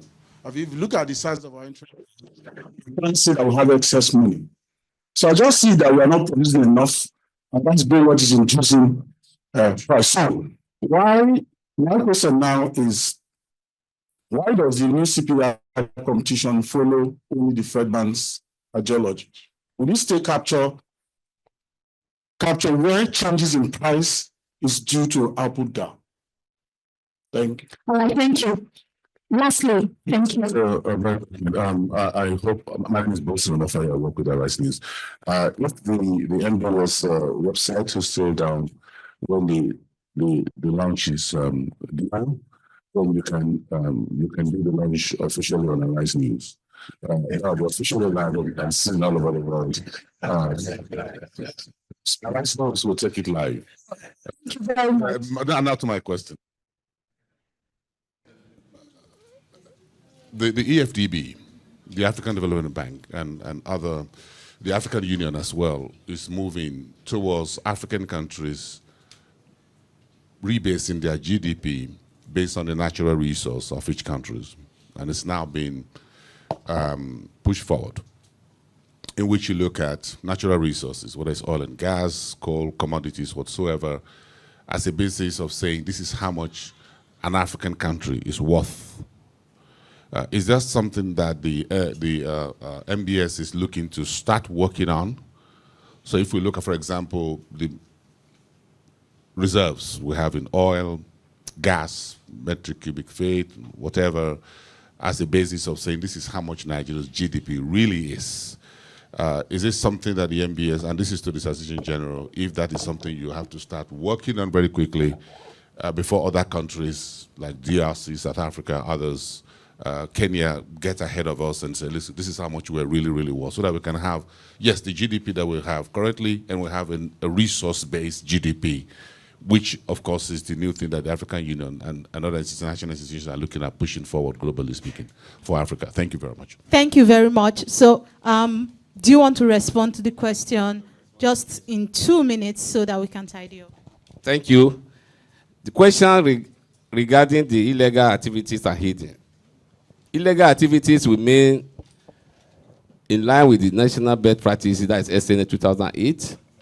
If you are into, for instance, drugs, there are some countries, these drugs that driven their economy. It's illegal here because there's no legal backing. Also, prostitution. They also earn income. Some of it, they even live bigger than those that are in the formal sector.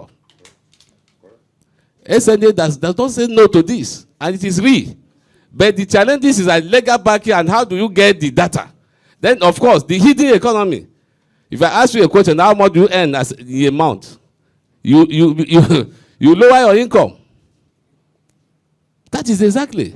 Or somebody is sending a provision store here. Before you know, he started sending in the NDIM. Those are the things we are saying that there are challenges all over the world. But the beauty is that it's less than 2 to 3% of GDP. The last one is the natural resources satellite account. That is what we call it. Natural resources in national account satellite account. We have started this from 2010 to 2017. We have that series. The time to my SG now, in our recent budget, we have a budget for satellite accounts. So we are going to update it and then make it available, sir. So we started before then, sir. Thank you, sir. Thank you. CPI being a monetary phenomenon does not mean, let me be practical. When we go to the field to collect prices and price increase, I will not ask the price. Is it money supply that make it to go up or cost of production? What we capture is price what? Change. Being a monetary phenomenon is under the weighting, expenditure. That is where CPI being a monetary, because there are two variables in CPI, the weight and the price change. The weight is also the expenditure. So being a monetary phenomenon is what you spend your money on. We capture as your expenditure, not the gift, not own production. Not that we are solely building CPI on meeting Friedman philosophy. No. Thank you. Then the other question, policy change. Impact of policy change cannot be eradicated as long as that policy is still in place. So 2024 being our base year is because I mentioned two variables being the factor. Unification of exchange rate, subsidy removal. So that year may not be stable enough. And apart from that, in prices, we cannot have absolute stability. What we focus on is relative stability. Thank you. Thank you very much. We've overshot our time with about 30 minutes, so we have to draw the clock in. So I want to thank my panelists. I want to thank NESG plays 4 roles in terms of the way we work. As dialogue partner, as watchdog, connector, and intervener. And as dialogue partner, we've been partnering with the MDAs for quite a while. And today's event really is just a natural step as part of the providing the platform for dialogue between the private sector, the public sector, and also the development sector. We've connected different actors together today, and I would like to start by congratulating the MBS for taking this bold step. Not just sitting there in Abuja and doing the workshop, but actually coming to Lagos, the Art of the Commercial Center, to come and meet the private sector guys and to solicit the input. So I thank the SG and his team for this opportunity that you've afforded us at the NESG to host this platform. And we look forward to more collaboration. But I think the other important thing really is to say that rebasement is important. And as we've seen in those presentations, we've got to make it a routine and frequent exercise. I've listened to commitment of this will be every 5 years or thereabout. So we'll not wait a decade before it is rebased. But I think given the importance of it for public policy making, but also for private business strategy formulation and co, we can only ask the MBS to help ensure that this is done on a more frequent and routine basis so that we don't wait for so long. I'm happy with a few things that I've heard. I've heard about digitalization, so we're no longer using paper to collect data. We'll go out there and we're using technology to collect data. I've also heard the promise about the GDP for the states, for the subnational. It's something that you are looking at, but of course also the resource-based statistics account is also something that you're looking at. I think all of these, plus also the special indices that will come out of the MBC, of the CPI, will help in terms of usability, the relevance, the accuracy of the data. The data you provide plays a very important role. So I'm leaving today much more hopeful of the quality of the output that will come from the MBS, but I'm also glad about the other plans you've listed out, the state's GDP, the resource state activities, etc. So you've whet our appetite. We are expectant, and our role is watchdog. So we'll also be here to ask you before the end of the year that you made these promises, how fast, sir? So thank you, OSG. To my colleagues from the private sector, thank you for the questions, thank you for your time, and thank you for your dedication to the transformation of this economy towards a $1 trillion economy. When we become a $1 trillion, we all benefit. And so it's all important that we all work together to really boost the economy and for us to move forward. So, so that's it in terms of a closing remarks and vote of thanks today. We are expectant, so 2 CPI figures in January, and then the GDP rebasement also very, very soon. So thank you all, everyone. And thank you to Dr. Adeloju and the team for hosting us. This is our first event this year. We have another event next week, next Thursday, when the NESG will release its macroeconomic outlook for 2025. So I look forward to hosting many of you at that event. And to our audience online, thank you so very much, everyone. And do have the rest of the evening and a happy, prosperous 2025. Thank you, everyone.